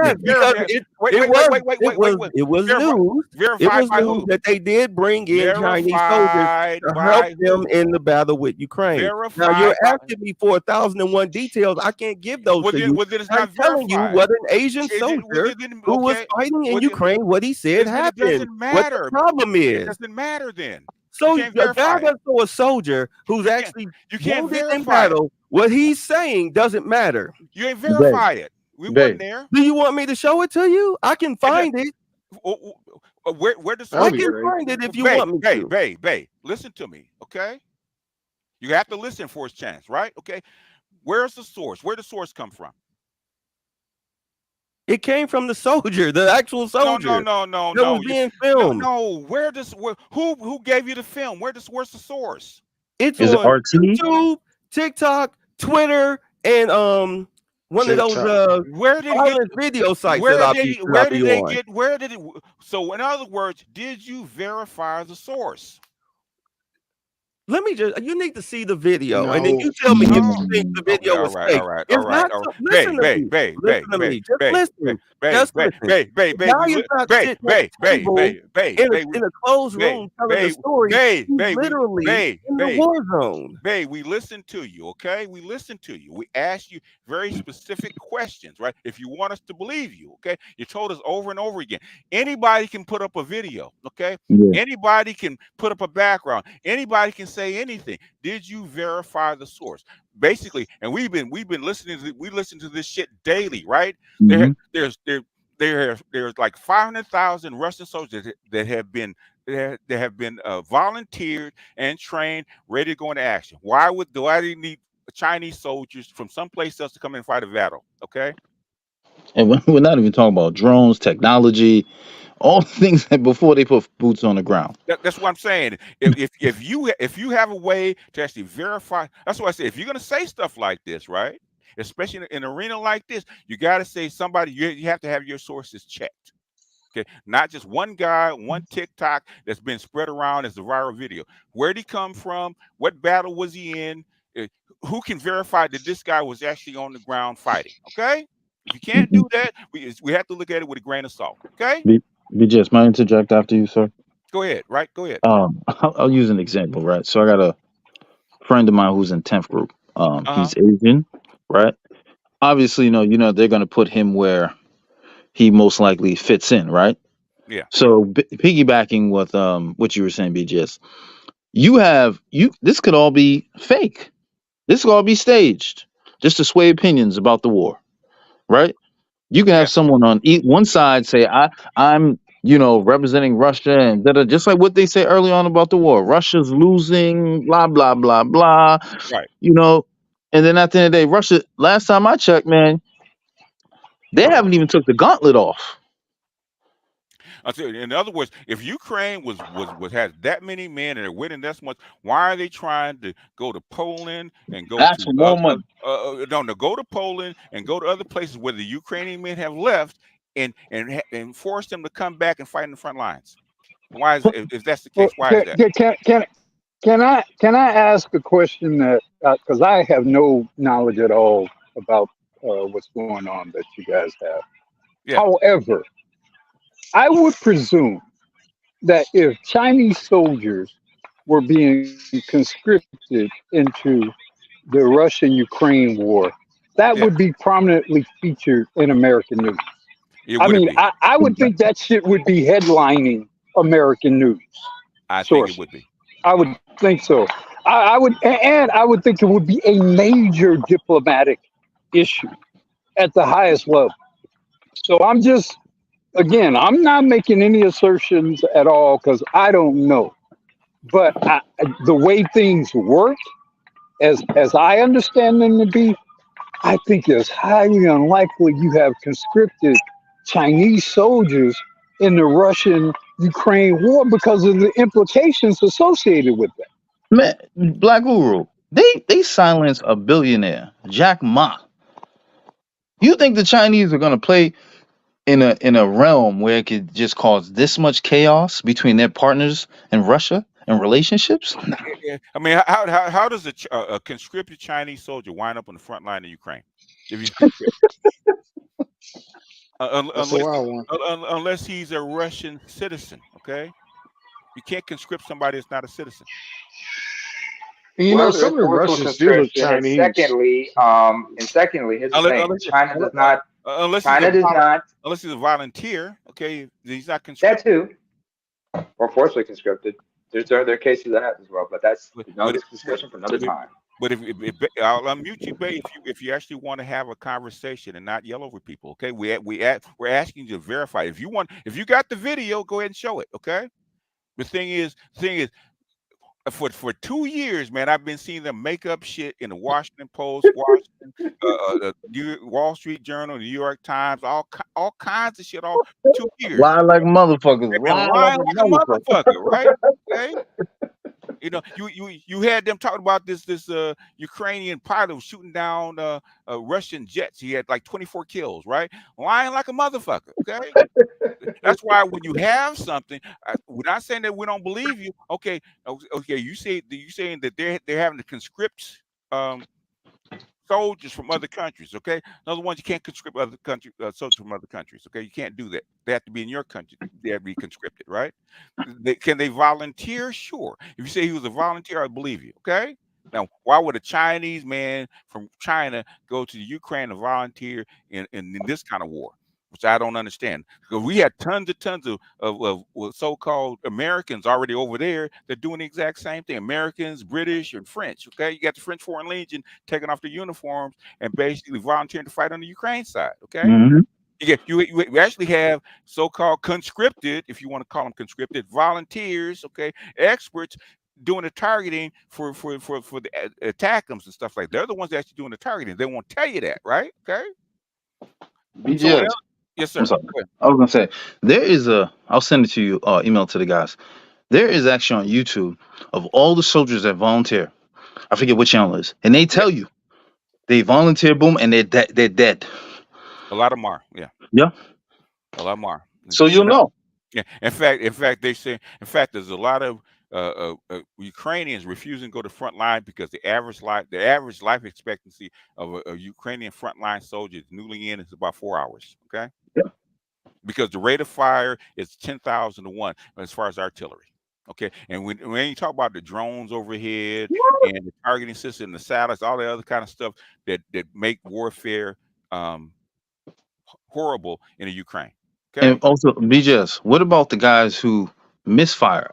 They were talking about guys getting killed by their own squadrons by accident or friendly fire or fragging. Yeah, because you have a lot of untrained people that have 2 hours of training with that weapon. Okay, and that's what a lot of that stuff is going on. So what I'm saying is, I understand that, but the thing is to conflate what's going on in the Ukraine on the ground, okay, with World War III. That's a long leap. Okay, and when I asked you, why do you think the Russia had Putin announced that, okay, since you did this because Putin and China hadn't really done it, at least publicly, right?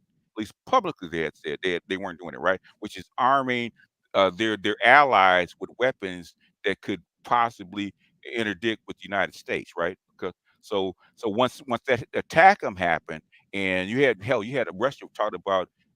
They were really talking about nuking Ukraine, or at least nuking Washington D.C. because of this, right? They're really pissed off. So Putin said, "Okay, the gloves are off. Okay, we're gonna start trading technology with our allies." So basically, Belarus is gonna get tactical nukes. Basically, you're gonna get the Houthis gonna get what is it? Hypersonic missiles. Iran's already got them, right? So Hezbollah is gonna get ready to get them. So all these allies of the SCO and the BRICS are going to starting to get Chinese, Iranian, and Russian weapons that will normally be restricted because of this, and that's what's going on. That's why you have tactical nukes in Belarus, not to start World War III. Okay, not for them to use, not for them to use against Ukraine. It's for them so that Germany and Sweden, and all the other people that have ideas about attacking Belarus won't get no ideas. That's why. Yeah, you better not cross that street. In other words, NATO's impinging and Belarus is right in the middle of it, and basically said, okay, now we're just going to start giving our people, defensive deterrence. That's like Iran's probably going to get them if they can get past the religious folks. The religious folks don't want it. But the thing is, some point with the Ayatollahs and the clerics. We really don't want. The thing is, after Israel did what it did, they said, okay, it might be a good idea to have a few around. Okay, so that's what's happening. That's why they're doing it. But the thing is, at the end of the day, okay, it's called tactical. It's called tactical positioning. Tactical position. At the end of the day, and all your military people can tell you, the people that have been in, right? Military, as much as you think military people are insane, they're not. Okay. They're not. In other words, you have a whole bunch of generals that quit behind Cheney and Bush, right? That put this. We're going to bomb tactical nuclear Iran, right? Okay. And guess what they said? Not on my watch. And my resignation will be on the desk in the morning. They went to generals to do that shit. Didn't work, right? So they try to put a broken arrow on. Go back in 2007, I think it was. In that base in Louisiana, when the Air Force pilot, Air Force captain of the B-1 bomber got his orders right to go to Iran. So what are we going to Iran for? Find out what he had those tactical nukes on his plane. He said, "Fuck all that. Stop everything. Call the president before I take off. I want operation from the top because I don't see his authorization on these nukes." Okay. That's how the military gets down. Okay? None of this. You ain't gonna start World War III unless the president is signed off for a very goddamn good reason. Okay, and Putin's been around for ages inside the KGB. He is not gonna start World War III over no bullshit. Okay, Belarus is not gonna be nuking nobody. Some years, 21 years, 22 2 years. No, but he goes all the way back to the KGB. I was in the KGB. Yeah, he started the KGB when he was 18 years old. Okay, and he joined. That's in the 60s, in the 60s. Yeah, that's how long Putin's been around. Putin was actually the spy chief over East Germany before Germany. Dresden, to be exact. Yeah, Dresden. And he was there during the collapse of the Berlin Wall. In fact, what's the old president? What's her name? He was her handler. What president? The president of the female president of Germany. What was her name? You talking about Angela Merkel. Angela Merkel. Yep. Angela Merkel. Yeah. She used to report to Putin. Okay. He was her handler back in East Germany. Okay, because their father was involved all kind of bullshit. But anyway, that's beside the point. Scheiße. What I'm saying is, I understand what you're saying, right? I understand what you mean about the culling, but trying to sell that shit to people. If the anti-natalists, okay, could do it and get away with it, okay, they would do it, okay, but they can't. There'd be so much resistance. And there's already resistance. The thing, and at this point, and that's like I showed the charts, right? At this point, they don't have to, okay. They ain't got to go. The thing is, they have to get through this little. The thing is, really, what's happening right now is not that you're having too many people. The thing is, you don't have enough people at the bottom. And you start talking about culling old folks. All right, go ahead, man. Old folks, what are they gonna do? They're gonna fight back, okay? Well, what happens when you get old? Okay, they're gonna cull you too. Your ass is next. So Susie gonna allow you to cull Grandpa? Okay. That basically raised her. Okay, that's a tall order, man. So I understand what you're saying about poverty, but culling is not gonna fix your poverty anyway. No. Culling's not gonna fix your poverty. Okay. He better off saying technology. Something. Anyway, I understand, but the thing is that, and this is what I'm talking about, man. Talking about grown man stuff, man. I do this shit every day. I do this shit every day. I get up at 4:30 in the morning, West Coast time. I listen to Duran, I listen to Ritter, I listen to Mearsheimer, I listen to all these people, man. I go over to Asian Times, I look at China Daily, I listen to all these people on both sides of the aisle, okay? And see what they're saying. This has been for the last almost 3 years. And I resent people saying about grown men shit, okay? I resent that, okay? I've been doing this shit for 30 years. Or a cult. Well, that's what I'm talking about. I mean, how many broken arrows have the military actually defused over the past, I say, 20 years that we don't even know about, including the one that just happened with Israel? The thing is, how do you think the Russians knew that was on that plane? Okay, they knew. Hey, look at that one. Okay, take that one down because we don't want to start no shit. There's a reason that shit happens anyhow, man. So I take offense to that, man. I really do. Okay, talk about grown men. I read too much. I look at too much. It's not just a fucking TikTok. That's why I asked you, did you verify this Chinese soldier? Where did he come from? What battle was he in? What city was he in? Who did he serve under? Who can say that this dude was where he was at? Okay, they can vouch for him because in media, he said TikTok don't mean nothing. If he did it, at least if he did it for the Washington Post or New York Times, at least there's a track record. But a TikTok on a video, normally when I seen these guys that they actually served. They'll tell you exactly where they came from, where they served at, who they served under, how they got there, and what city that they left from. Okay. And be just to make this clear to Bay, anyone doing that type of work has to sign legitimate NDAs, especially if you're going to do real crazy stuff behind the scenes. You can't be out in the public talking about that shit. Yeah. That has to come through a back channel. I assume BJ has received, associate call saying, "Yo, this is what it is," and he probably lines them up with others, and bang, puts his thesis together, and boom. Yeah, yeah. I mean, when Louis called it alert because of the Israel thing, right? I said we all looked at it. There's something going on, right? It came out a week later. What the alert was about. Okay, but by a verified source. And that's what we need. That's why I ask you. I mean, I'm not asking you to be an asshole. I mean, I don't think I was an asshole. Okay. I think I asked you for very, very specific things so we can actually verify this guy and actually verify that his information is correct. Otherwise, he's just a guy. Yeah, man. It's especially with you in this day and age, you can't be misinformed, man, because that's when you turn out to a wildfire. Yeah, that's what I was trying to tell DC last night, man. I said we do too much fucking work, man. The thing is, that's what I was trying to tell DC. Everything that we said 2.5 years ago came to fruition, right? Everything we said about Trump going through the trial came to fruition. Everything we said about Biden and how they cleared out the Democratic ticket, because he couldn't run. That's why. Okay, but it's an echo chamber, and you've been in the bubble too long. And it's get the fuck. I said that's insulting. Okay, if you can prove me wrong, prove me wrong. Okay, but you can't. That's how come you're yelling. Okay.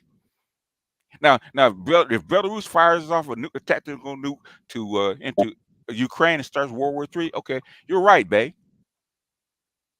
Nobody can say that you weren't. Okay, but until then, that's hyperbole.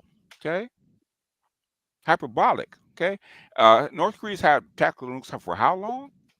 And they ain't letting nothing off. And they dropped one. The only time they started to drop one was when the incident happened between North Korea and South Korea, and what's his name had to go there and actually talk to North Korea. Hey, we got a carrier and 2 submarines. If you drop that nuke, you're gone, okay?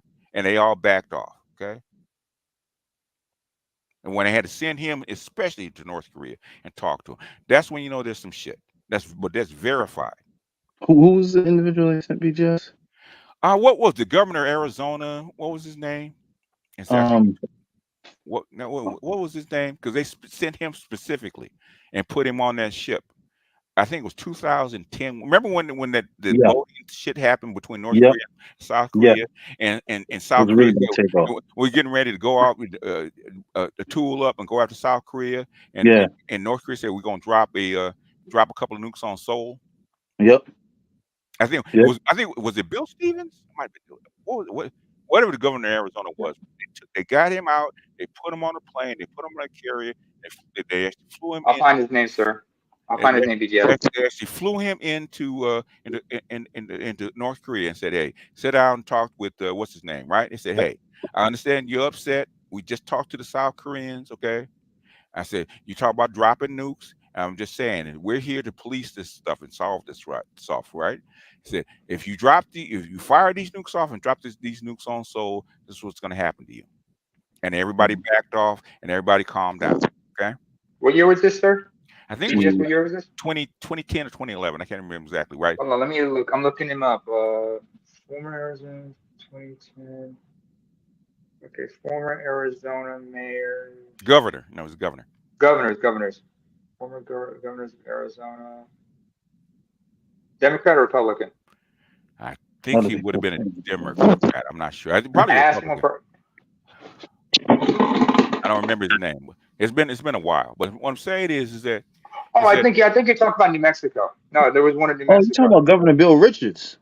It might have been. He was on the Democratic Party during that time. He was one of He was actually a super delegate. I think you're talking about Governor Bill Richards. He passed away. Yeah. I think it was him. Yeah. Yep. Let me look it up. He was from New Mexico. Was it in Mexico? Okay. Yeah. You know, you're talking. It's not. I said New Mexico. Hang on. It was. Let me It look was him up. actually, he's actually one of the. He was actually from what I've been told, he's like one of the top dogs on the Democratic elite, and he's considered a super delegate. But it had to be him. Okay. I remember it was Governor Bill Richards. What's the governor's of Bill Richards? I'm looking him up right now. Bill Richardson, right? Yes. Bill Richardson? Yeah, I'm looking him up. Let me. He passed away. Okay, let me. Sorry, dude, you get me flustered. Bill Richards. Richardson. Bill Richardson. He was governor between 03 and 20. Yeah, he was on the way. He was on his way out when they called when he sent them in. Yeah, that's him. Yeah. Bill Richardson. Obviously, we're talking about Kim Jong Il. And former ambassador to North Korea. Yep. That's him. Yeah. Yes, him. Yeah. Kim Jong Il. Anyway, man, we'll get closing thoughts, man, before I'll go get my beer. I don't mind talking, okay? I don't mind people talking. I don't like people getting insulting, number one, okay? Number two, if you come up with something and it's verified, okay, it's fine. But the thing is, if you come up with an idea, it has to be within the realm of possibility. Saying that you're going to solve an economic crisis by culling, okay? They can't even do that in fucking China. Hell no.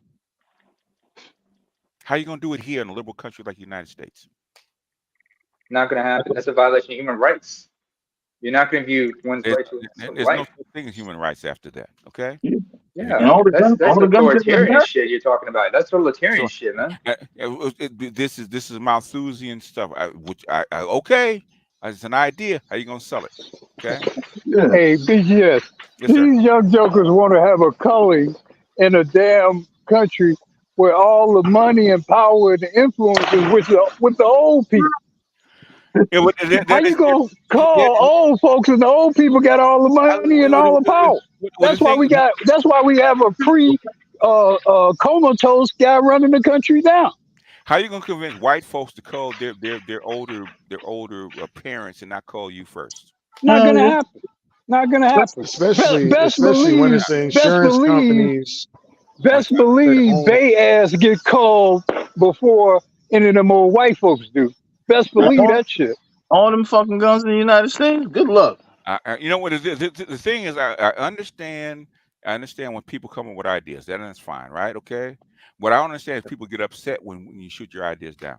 Okay. Get upset when we try to make your ideas logical. Okay. How you gonna get mad?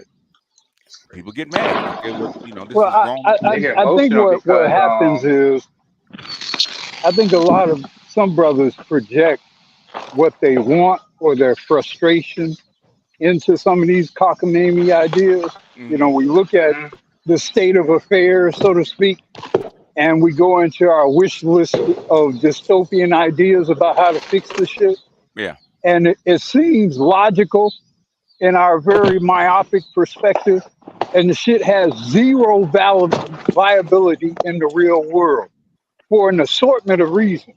And I always say to black men in particular, winter will come for us all. Yeah. So be careful for the doomsday scenarios that you wish for. Because I don't see any scenarios where black men are the most comfortable motherfuckers in any of those scenarios.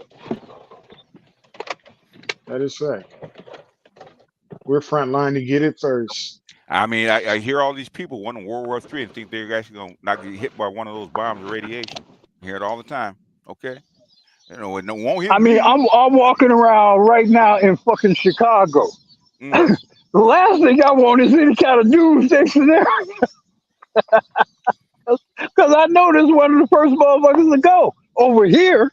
Yeah, I mean, basically, and I'll say this, and I'll say this here, right? If they want to call people, they don't have to trip a nuclear war. All it takes is a banking crisis. 50% of the people will starve within it takes is the water. A couple years. No. If you cut off the money, right? Food does not move. Okay. Mm-hmm. And after the food riots, and after people starved to death, how many people do you think will be left on the planet?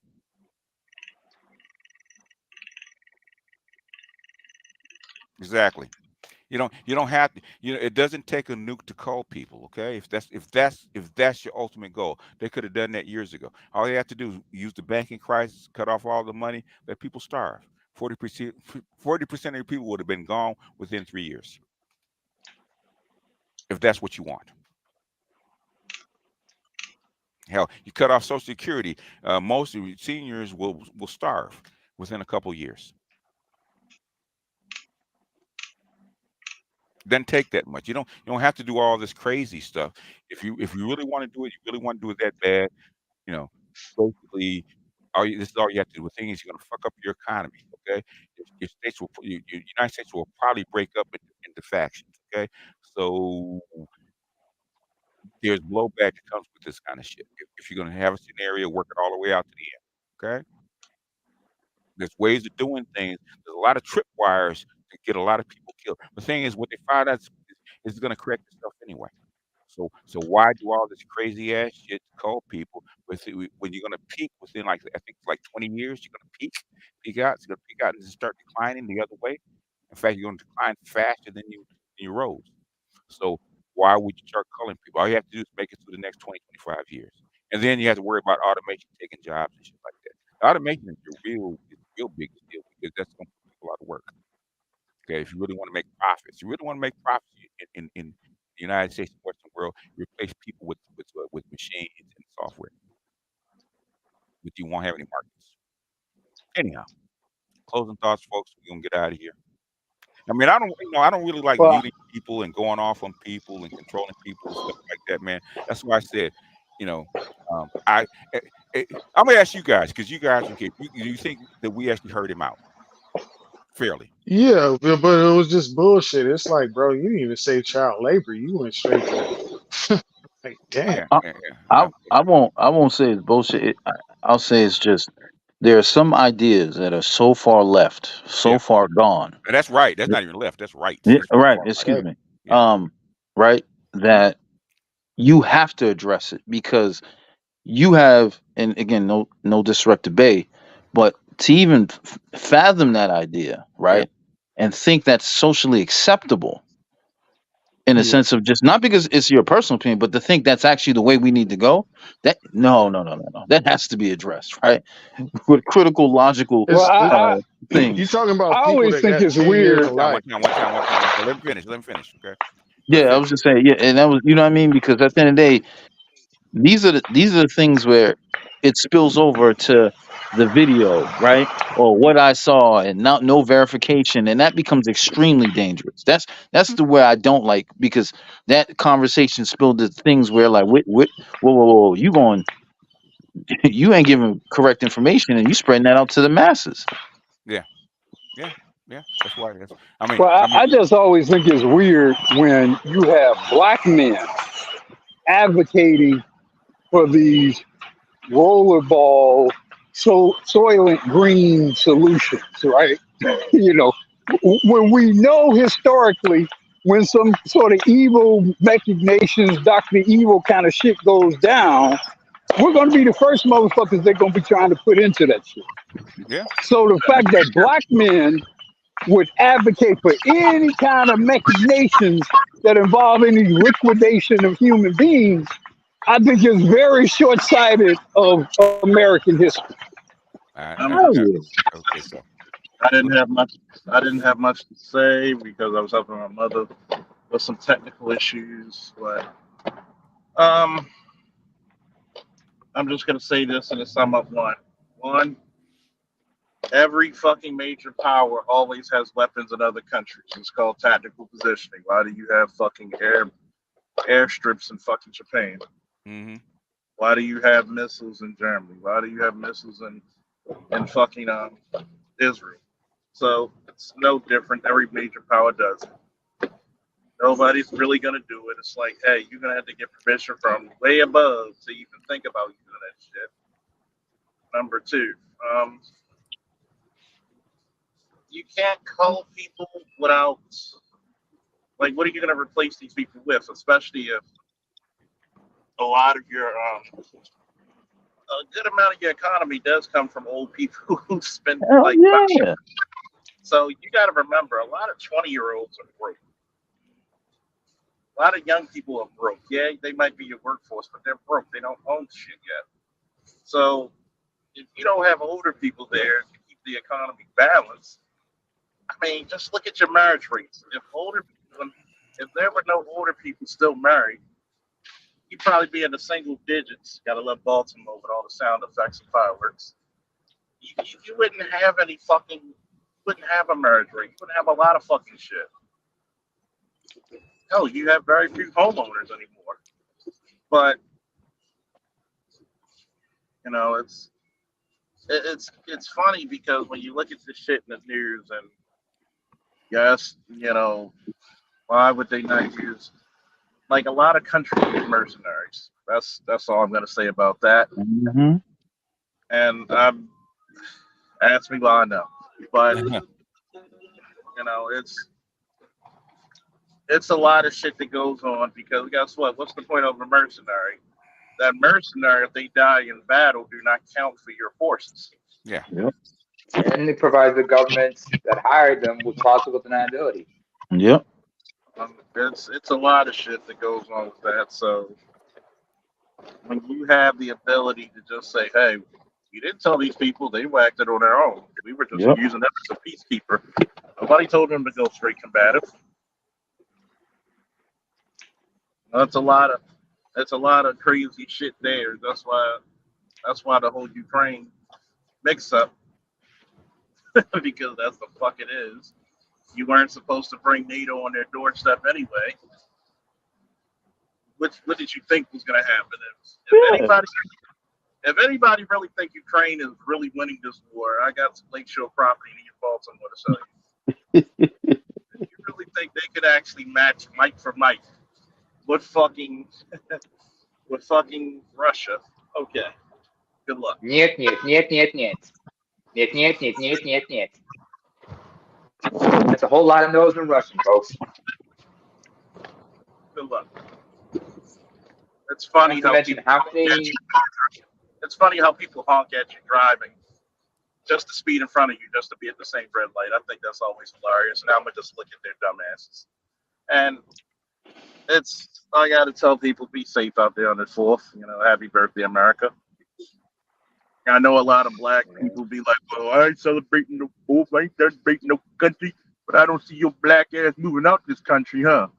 Hell no. Hell no. No. Yeah. Like, why'd you celebrating this country? I'm an American. You have no other home to go back to, fool. I said, you know, any black person should celebrate it. We're the first to fucking kill and die for it. Christmas Gaddis, anybody? It's more our holiday than theirs. So yeah. How many people remember Crispus Gaddis? Or how do you pronounce his name? I keep getting the boy's name out. Hello? Yeah. Go ahead. We listen to you. Yeah. No, my question was Crispus Gaddis. Is that how you pronounce his name? I keep forgetting that man's name. Brother was killed in the Boston Massacre. Is it Crispus Attucks? Yeah, Crispus Attucks. Yeah. Attucks. Okay, I keep getting that last name mixed up. Excuse me. Yeah. Basically, what he's saying about the Chinese soldier is 5 months ago. It's actually on Reddit. Okay.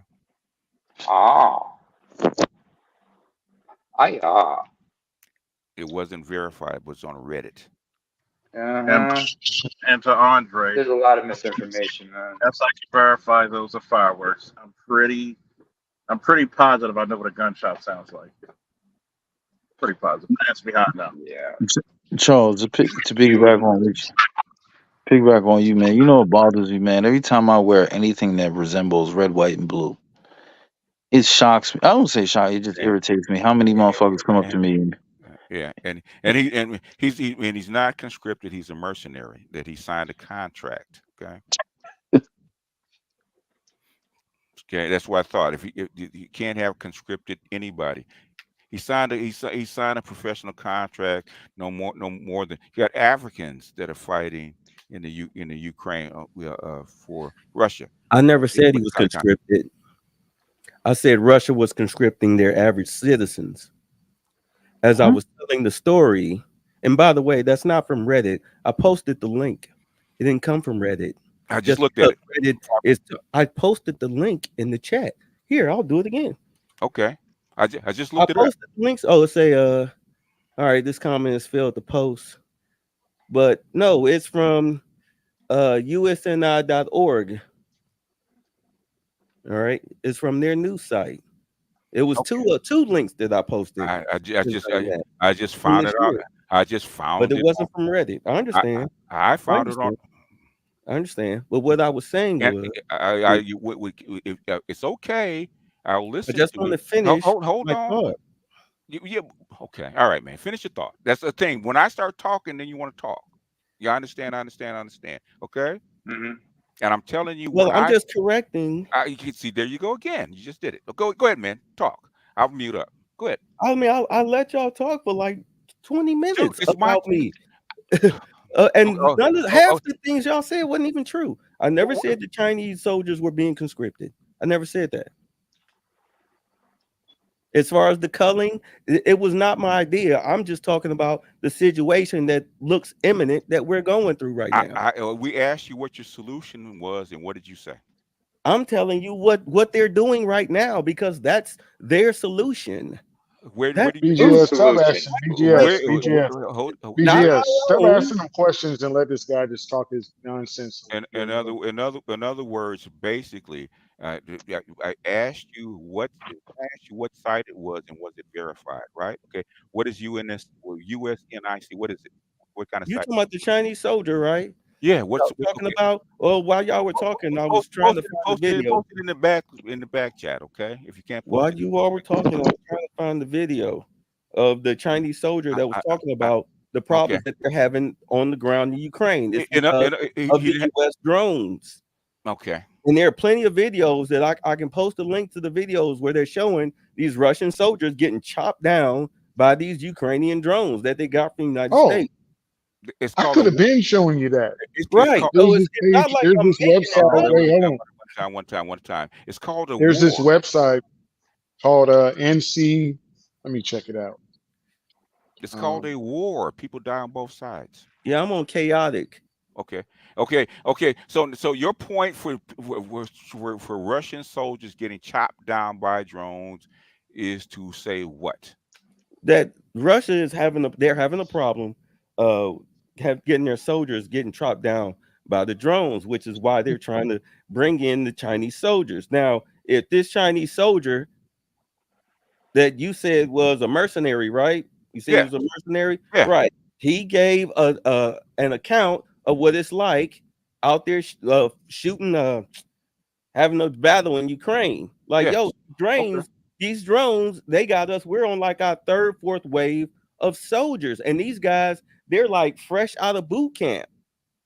They don't even make it. He was like the average lifespan, I think he says like a day and a half. He may have been exaggerating, but what is the lifespan of a Ukrainian soldier just getting drafted, put on the front line? No idea. 4 hours. Okay, that's cool. They've lost 700,000 people. Okay. And Russia is what? Was it 4 or 5 times the size of Ukraine? Yeah, I mean, I know Russia's going to win this war. Ukraine is conscripting special needs people, special needs men into this fight. So I mean, I know Russia is going to win it, but I'm just telling you what he was reporting on as far as them having troubles down there with their ground forces because of the drones. That's it. Okay. Well, the thing is, the thing is that's really not what you're trying to bring across. People die in war. Of course, people are going to die in war. Oh, that's what I'm saying. What I'm saying, and basically, especially after what went on with the attackums, they're getting like 30,000 volunteers a month. Okay, of soldiers, volunteers. Okay, yeah. They last I heard, there was the Russia doesn't have a conscripted draft right now. Last I heard, unless you guys heard something different. Yeah, no, they still got the 250. Right. I mean, they have soldiers, but this whole Ukraine thing with them is just So it's a pain in their tails. So of course it is. What I'm saying is, when you say conscript, right? That means the draft. Okay, has Russia announced the draft?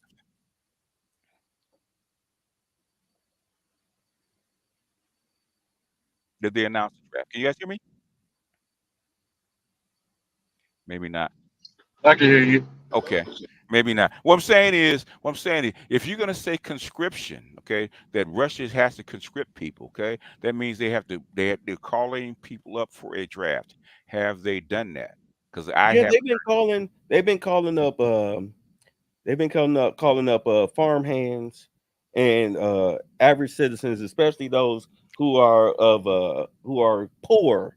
That's the same thing United States does every time they have a war. To volunteer. Have they called up a general draft? Because Israel does it. Israel's doing it right now. Okay. Have they called up a draft? That's conscription. Okay. Well, I'm telling you what the reports are coming out of Russia. I ask you a question. I'm telling you what I know from the reports. So, in other words, if they haven't called up a draft, then they're not conscripting soldiers. Those are volunteers. Well, that's what they were calling them, conscripts. Okay. All right. Okay, man. I mean, I don't know what. We can Google it. Okay. But I'm just telling you, Charles, that's what they're saying. These guys are conscripted from farms. Charles. Okay, Charles. If Officer Charles, if you're there, okay. What does conscription mean? Force, right? In other words, a draft of conscription means just that, right? From World War II on to they ended in 1975, it's called a conscription, right? Okay. Anything other than that is called volunteers. Okay. Mm-hmm. Even with the prisoners, right? They had to sign a contract. Okay. The Wagner Group. Okay. You want to get out of prison. You want to make some money. You want your freedom. Okay. This is where you get it. You have to sign a contract. You have to sign a waiver. You have to sign a contract. There's a mercenary. Okay. Okay. Well, here it is right here. March 31st of 2024. Putin signs decree on spring military conscription. Okay. Yeah. And that's from Reuters. Okay. So clearly, I guess they have. That's why I said, hey, that's the same. These are conscripts from the farmland. I'm just telling you what the they've guy been doing it. They've been taking volunteers. Okay. Yeah, because they can't. They're military. No, look. Their military can't have more than 250K people. Right. So you just make it up. It depends. It depends on the level of war that they're going to fight. Like a world war, like during World War II, they drafted what 50 million soldiers. Yes, sir. Okay. Well, they're asking for they are calling up 150K citizens for statutory military service. So are these people that are fresh out? Are these people that are reserves? What are they? These are citizens. I know they're all citizens. Are these regular people? They're just regular citizens. Okay, so they're not reserves. They're not military reserves. No. Okay. Which is very normal. Want the link? Which is very. Well, you can send a link, which is very normal. Okay, because guess who just did it? Israel is doing it right now. And we're getting ready to do it right. We're getting ready to do it too. Okay. When they do it, let me know. It's too long. It won't post. Because selective service is not a draft. Well, he didn't sign a selective service bill. He signed a conscription bill. Who you talking about, Putin? Or you talking about? I'm talking about Putin. I just read it. No, you said we're getting ready to do it too. That's what. Yeah, we're getting ready to do it too. Okay. Are we? They said that's what they're getting ready to do. No, they're reaffirming the selective service. Yeah, but they're getting ready to institute it. They literally said that. I don't understand the argument. Okay. In other words, selective service, like they've been doing since after 1975, right? And I don't think they even ended it, right? They've just re-upped what was been going on since 1975. Selective service, where 18-year-old has to go register At the time, you had to go to the post office, register, sign a card for selective service, right, and put yourself in case there was a draft, right. So what the last bill that I saw, unless there's something different, right, instead of you going to the post office and doing it, right, they're automatically putting you in for selective service. That's the last bill I saw. And plus, they're trying to. And plus, they were trying to figure out if they're going to have women sign up for selective service as well. Yes. That's the last I saw. But the last I heard, a selective service bill is not a draft bill. Okay. Where Congress has to declare a war and call you up for a draft.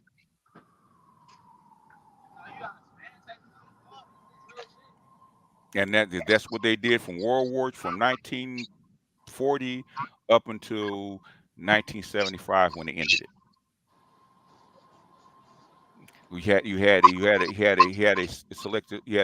a service draft, okay, and the thing is that they said that you can't not have undeclared wars and have a draft. That's well, here's what it says. Okay, it says while it hasn't been invoked in over half a century, it's mandatory for all male U.S. citizens to register for the selective service, also known as the military draft, when they turn 18. Failure to register is classified as a felony and comes with a host of legal challenges.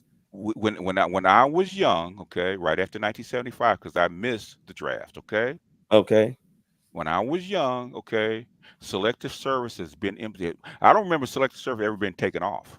Okay. Yeah, well, this is the House of Representatives. They passed a measure, automatically registering men age 18 to 26 for selective service. Okay, what did you have to do before it was automatic? You graduate, you grab that paper, you fill it out, and you mail it in. And you mail it in, or go to the post office and fill it out, right? What's the difference? Yep. What's the difference between that and the bill now, Bay? Now you don't have to fill it out. They do it automatically. They do it automatically. And that's if they have a draft, they just that's the difference. In other words, that's the change in 50 years. Okay, selective service has always been there. The thing is, you had to fill it out. Okay, and it's voluntary. Well, it's not really voluntary. It's actually mandatory. But the thing is, there's penalties if you don't do it. But now it's automatic. Okay. Now, your 18th birthday or thereabouts, you had to go fill out to the post office and fill out their card. I remember the commercials when I was in college and after college, right? When you're 18 years old, you got to go fill out your little postcard for selective service. Okay. Now it's automatic because most people have fallen off. People don't do it and people don't keep track of it. So now they're going to do it for you. It's the only difference. Okay. But that is not a draft. Now, when they announce a draft, everybody will know it because everybody. Right, I know. I didn't call that a draft. Okay. I understand. This is the bill that they passed in the. But what you say is that's what we're getting ready to do. To give you financial aid, bro. Come on, stop it. You're trying to find a way to be right and you're wrong about everything. You can't sign up. All right. You can't get financial aid and you know it. All right. Nigga. Closing thoughts. Hey, my closing thoughts, if you don't sign up like we used to do it, what do they not allow you to have? I don't know. Civil service jobs, shit like that. I don't know. I don't know what the penalties are. Financial aid and all that stuff. Yeah, something like that. Yeah, that's what used to be the basically, you can't join any government jobs, organizations. Mm-hmm. You can't run for office. You can't really do a lot of things that on the federal level. You can't get any loans from the government. Can't get a lot of shit. I mean, it's really gonna hammer you in the long run. So that's why they're gonna force you to do it. So guess what? They got a fresh stock of bodies to pile into the pile. Yeah, it said the Defense Ministry said the order doesn't imply any significant expansion of conscription, saying that let me go ahead and pull it up on the screen, okay, real quick. What the actual thing is, okay. What did they say? I said Defense Ministry said the order doesn't imply any significant expansion of conscription, saying in a statement that the increases would happen gradually by recruiting more volunteers. The ministry cited what it called the special military operation in Ukraine and the expansion of NATO as the reason for beefing up the army. So it's mostly going to be volunteers, if not all volunteers. Okay, that's what they're saying. Then this is coming from AP. Okay, enough said. Now that's why I said that's it. Last I heard, they were getting volunteers. Guess what they're saying? Most it's coming from volunteers. Well, all right. Anyway, close thoughts. Well, it's a lot of bad motherfuckers down in Baltimore today, so yeah, I'm enjoying the sights. And by the way, guess who's wearing a party like 1776 shirt and can't get drafted? Raise your hand. Well, you that nigga, man. They can't draft me. I'm like, hey, you that nigga, but they still treat you like a beta. Oh yeah. Once in a while they throw some alpha scraps. Well, you know, it's funny because I listen to all this shit and I'm like, this is the time. God damn, you fine as hell. God damn. Yeah. Down, Charles. Down. Okay. Hey, I'll take it easy out again. That. All right. Peace out. And I think Snowman's going off, so that's where we're getting ready to hit. We're supposed to have been there over there like an hour ago, but what did he put his link in the chat? He did. He did. I'll put it up again. Let me go find it. Up if anybody, because you know I'm a Floyd Mayweather LeBron sexual, right? And I take real offense to that. Don't tell me you think Floyd's the greatest of all time now. Man, we can have this later. Yeah. I already almost I made BGS blood pressure go to 180. Oh, well, before Mayweather. Oh, man, I showed you that, man. I remember when they could, we got to remember boxing is entertainment, man. It's something. I'm not saying it's all the time, but sometimes they do the right thing for entertainment, right? And basically, what's his name should have knocked his ass out, and they pulled him off. Yeah, they pretty much said you're fucking the money up. You're fucking the money up. I remember when they said it. He was pissed. If he's still pissed behind that, so motherfucker would give you $500,000 to go here and fight this fight and not fuck up the money. And then there's Chief. Because Shane Mosley was gonna knock his ass out, man. He was talking shit. Shane Mosley was gonna knock his ass out. Floyd approached that first few rounds wrong. Definitely wrong. No, he was gonna knock his ass out. They pulled him off. You can tell that he. But let's get back to LeBron. I want to hear this. So yeah, put it in the chat so I can see it. Hold on, I'm trying to find what is it? Snowman? Is it the What's Snowman? that about? What's that about LeBron? He talking about the bronze sexuals that Snowman's going off. You gotta love it. Like all the young cats, LeBron's better than Jordan. I said, well, if Jordan could do the same thing he could do in a shorter period of time. I can't find his link. Get that. I can't find his link. Okay. Is it the or the? Well, as you find a link, let me see. Let me say something. I've been silent for a while. Oh, hold on. He put it up in the back chat. Hold on. BGS. Yes, sir. People are begging and praying for World War III, but they don't understand what environment you're gonna be if that happens. We're not talking about no small fight. We're talking about things that's good. That's make states landmass. I mean, a lot of people, they read stuff to look at TikToks. The thing is, man, you got to read the fucking documents. Yeah, and stay off TikTok too. You got to read the documents, and there's a reason that shit doesn't go down the way that you think it's going to go down. Is because it's going to cause a big ripple. It's more trouble than it's worth, right? Okay, that's why the FEMA camps, long time ago, they're going to lock everybody up in FEMA camps. Yep, I heard about that.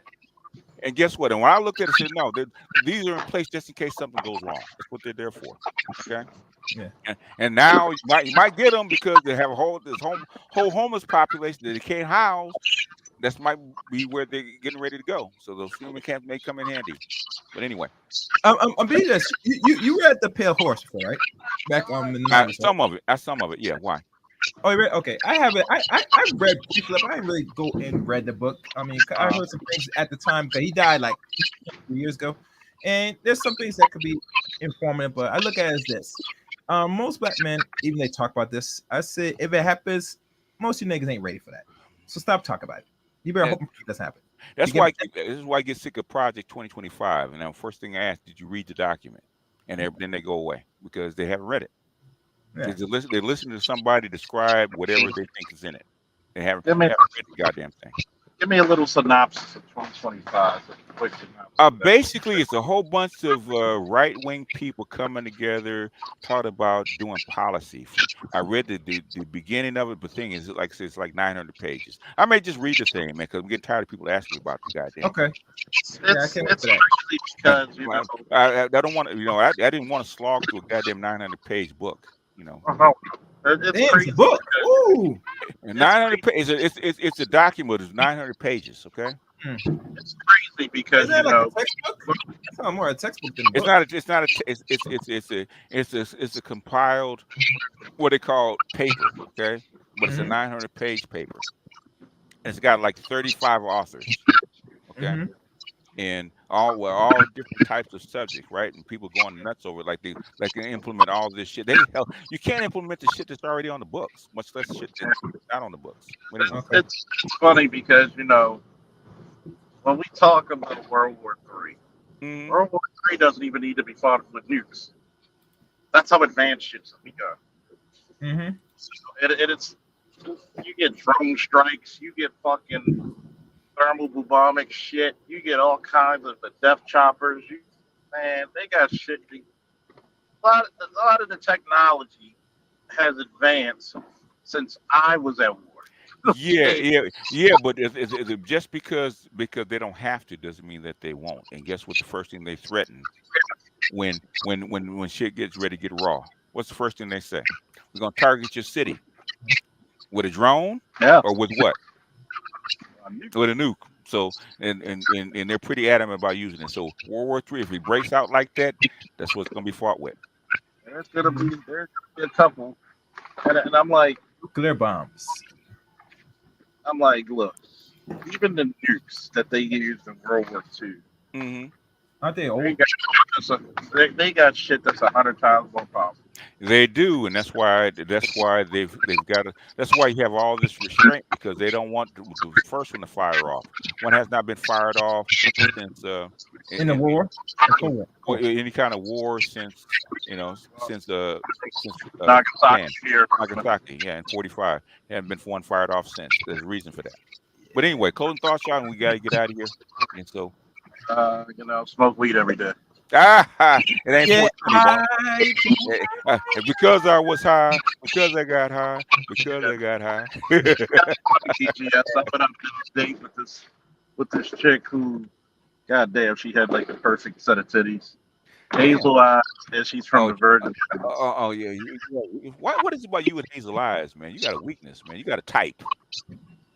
They kind of type me because she kind of once again they told Yeah. Every time they bat them hazel eyes at you, man, you kind of lose it. I'm kind of noticing that. It's kind of fucked up because but you're Superman and the hazel eyes are green kryptonite, huh? Oh yeah, sometimes it got you so weak in the knees I can hardly speak, you know. And it's funny because she also speaks 6 languages. And she said, let's go out to this place. I was like, just my question, what's your drink of choice? And she said cognac. Oh, and what'd you say? My nigga. We just become best friends, my nigga. My nigga. All right. Anybody else closing thoughts before we go? Because we're getting ready. Nah, man. I gotta go live anyway. It's just the time that you close out, and I'm saying. Go ahead and post your link, man, before I hit the button. I'm gonna hit the ending. I'm gonna find the link now. Yeah. All right, go ahead. Yeah, because normally we have these kind of fights, these kind of battles on Patreon, man, where you can actually cut loose. But what I'm saying is that a lot of times, man, I hear stuff and people say stuff, and I said, man, Ben, I would have heard somebody say there was a draft or they're actually going to start conscripting people, right? And I said that I've heard the exact opposite. So let me go look, and I pull up the documents, and guess what? They're still taking volunteers for the most part, right? And mercenaries they've been doing mercenaries since the beginning. So if you want to sign a contract, and fighting the war. They've been doing it on both sides. If there's a Chinese guy, he's a mercenary. He signed a contract. And what he's complaining about, I don't know. The thing is, you know what the battle line is going to be, right? With the drones and all this stuff. You're going to get chopped up, because it's a war, okay? Will there be no Russian casualties? Impossible. Will there be no Ukrainian casualties? Impossible, because it's a war of attrition, okay? So on the front lines, you will get chopped up. The thing is, whose side would you rather be on? It ain't the Ukraine side, okay? Anyhow, all right, folks, we out. All right, take care, guys. Let my outro roll. All right, there it is.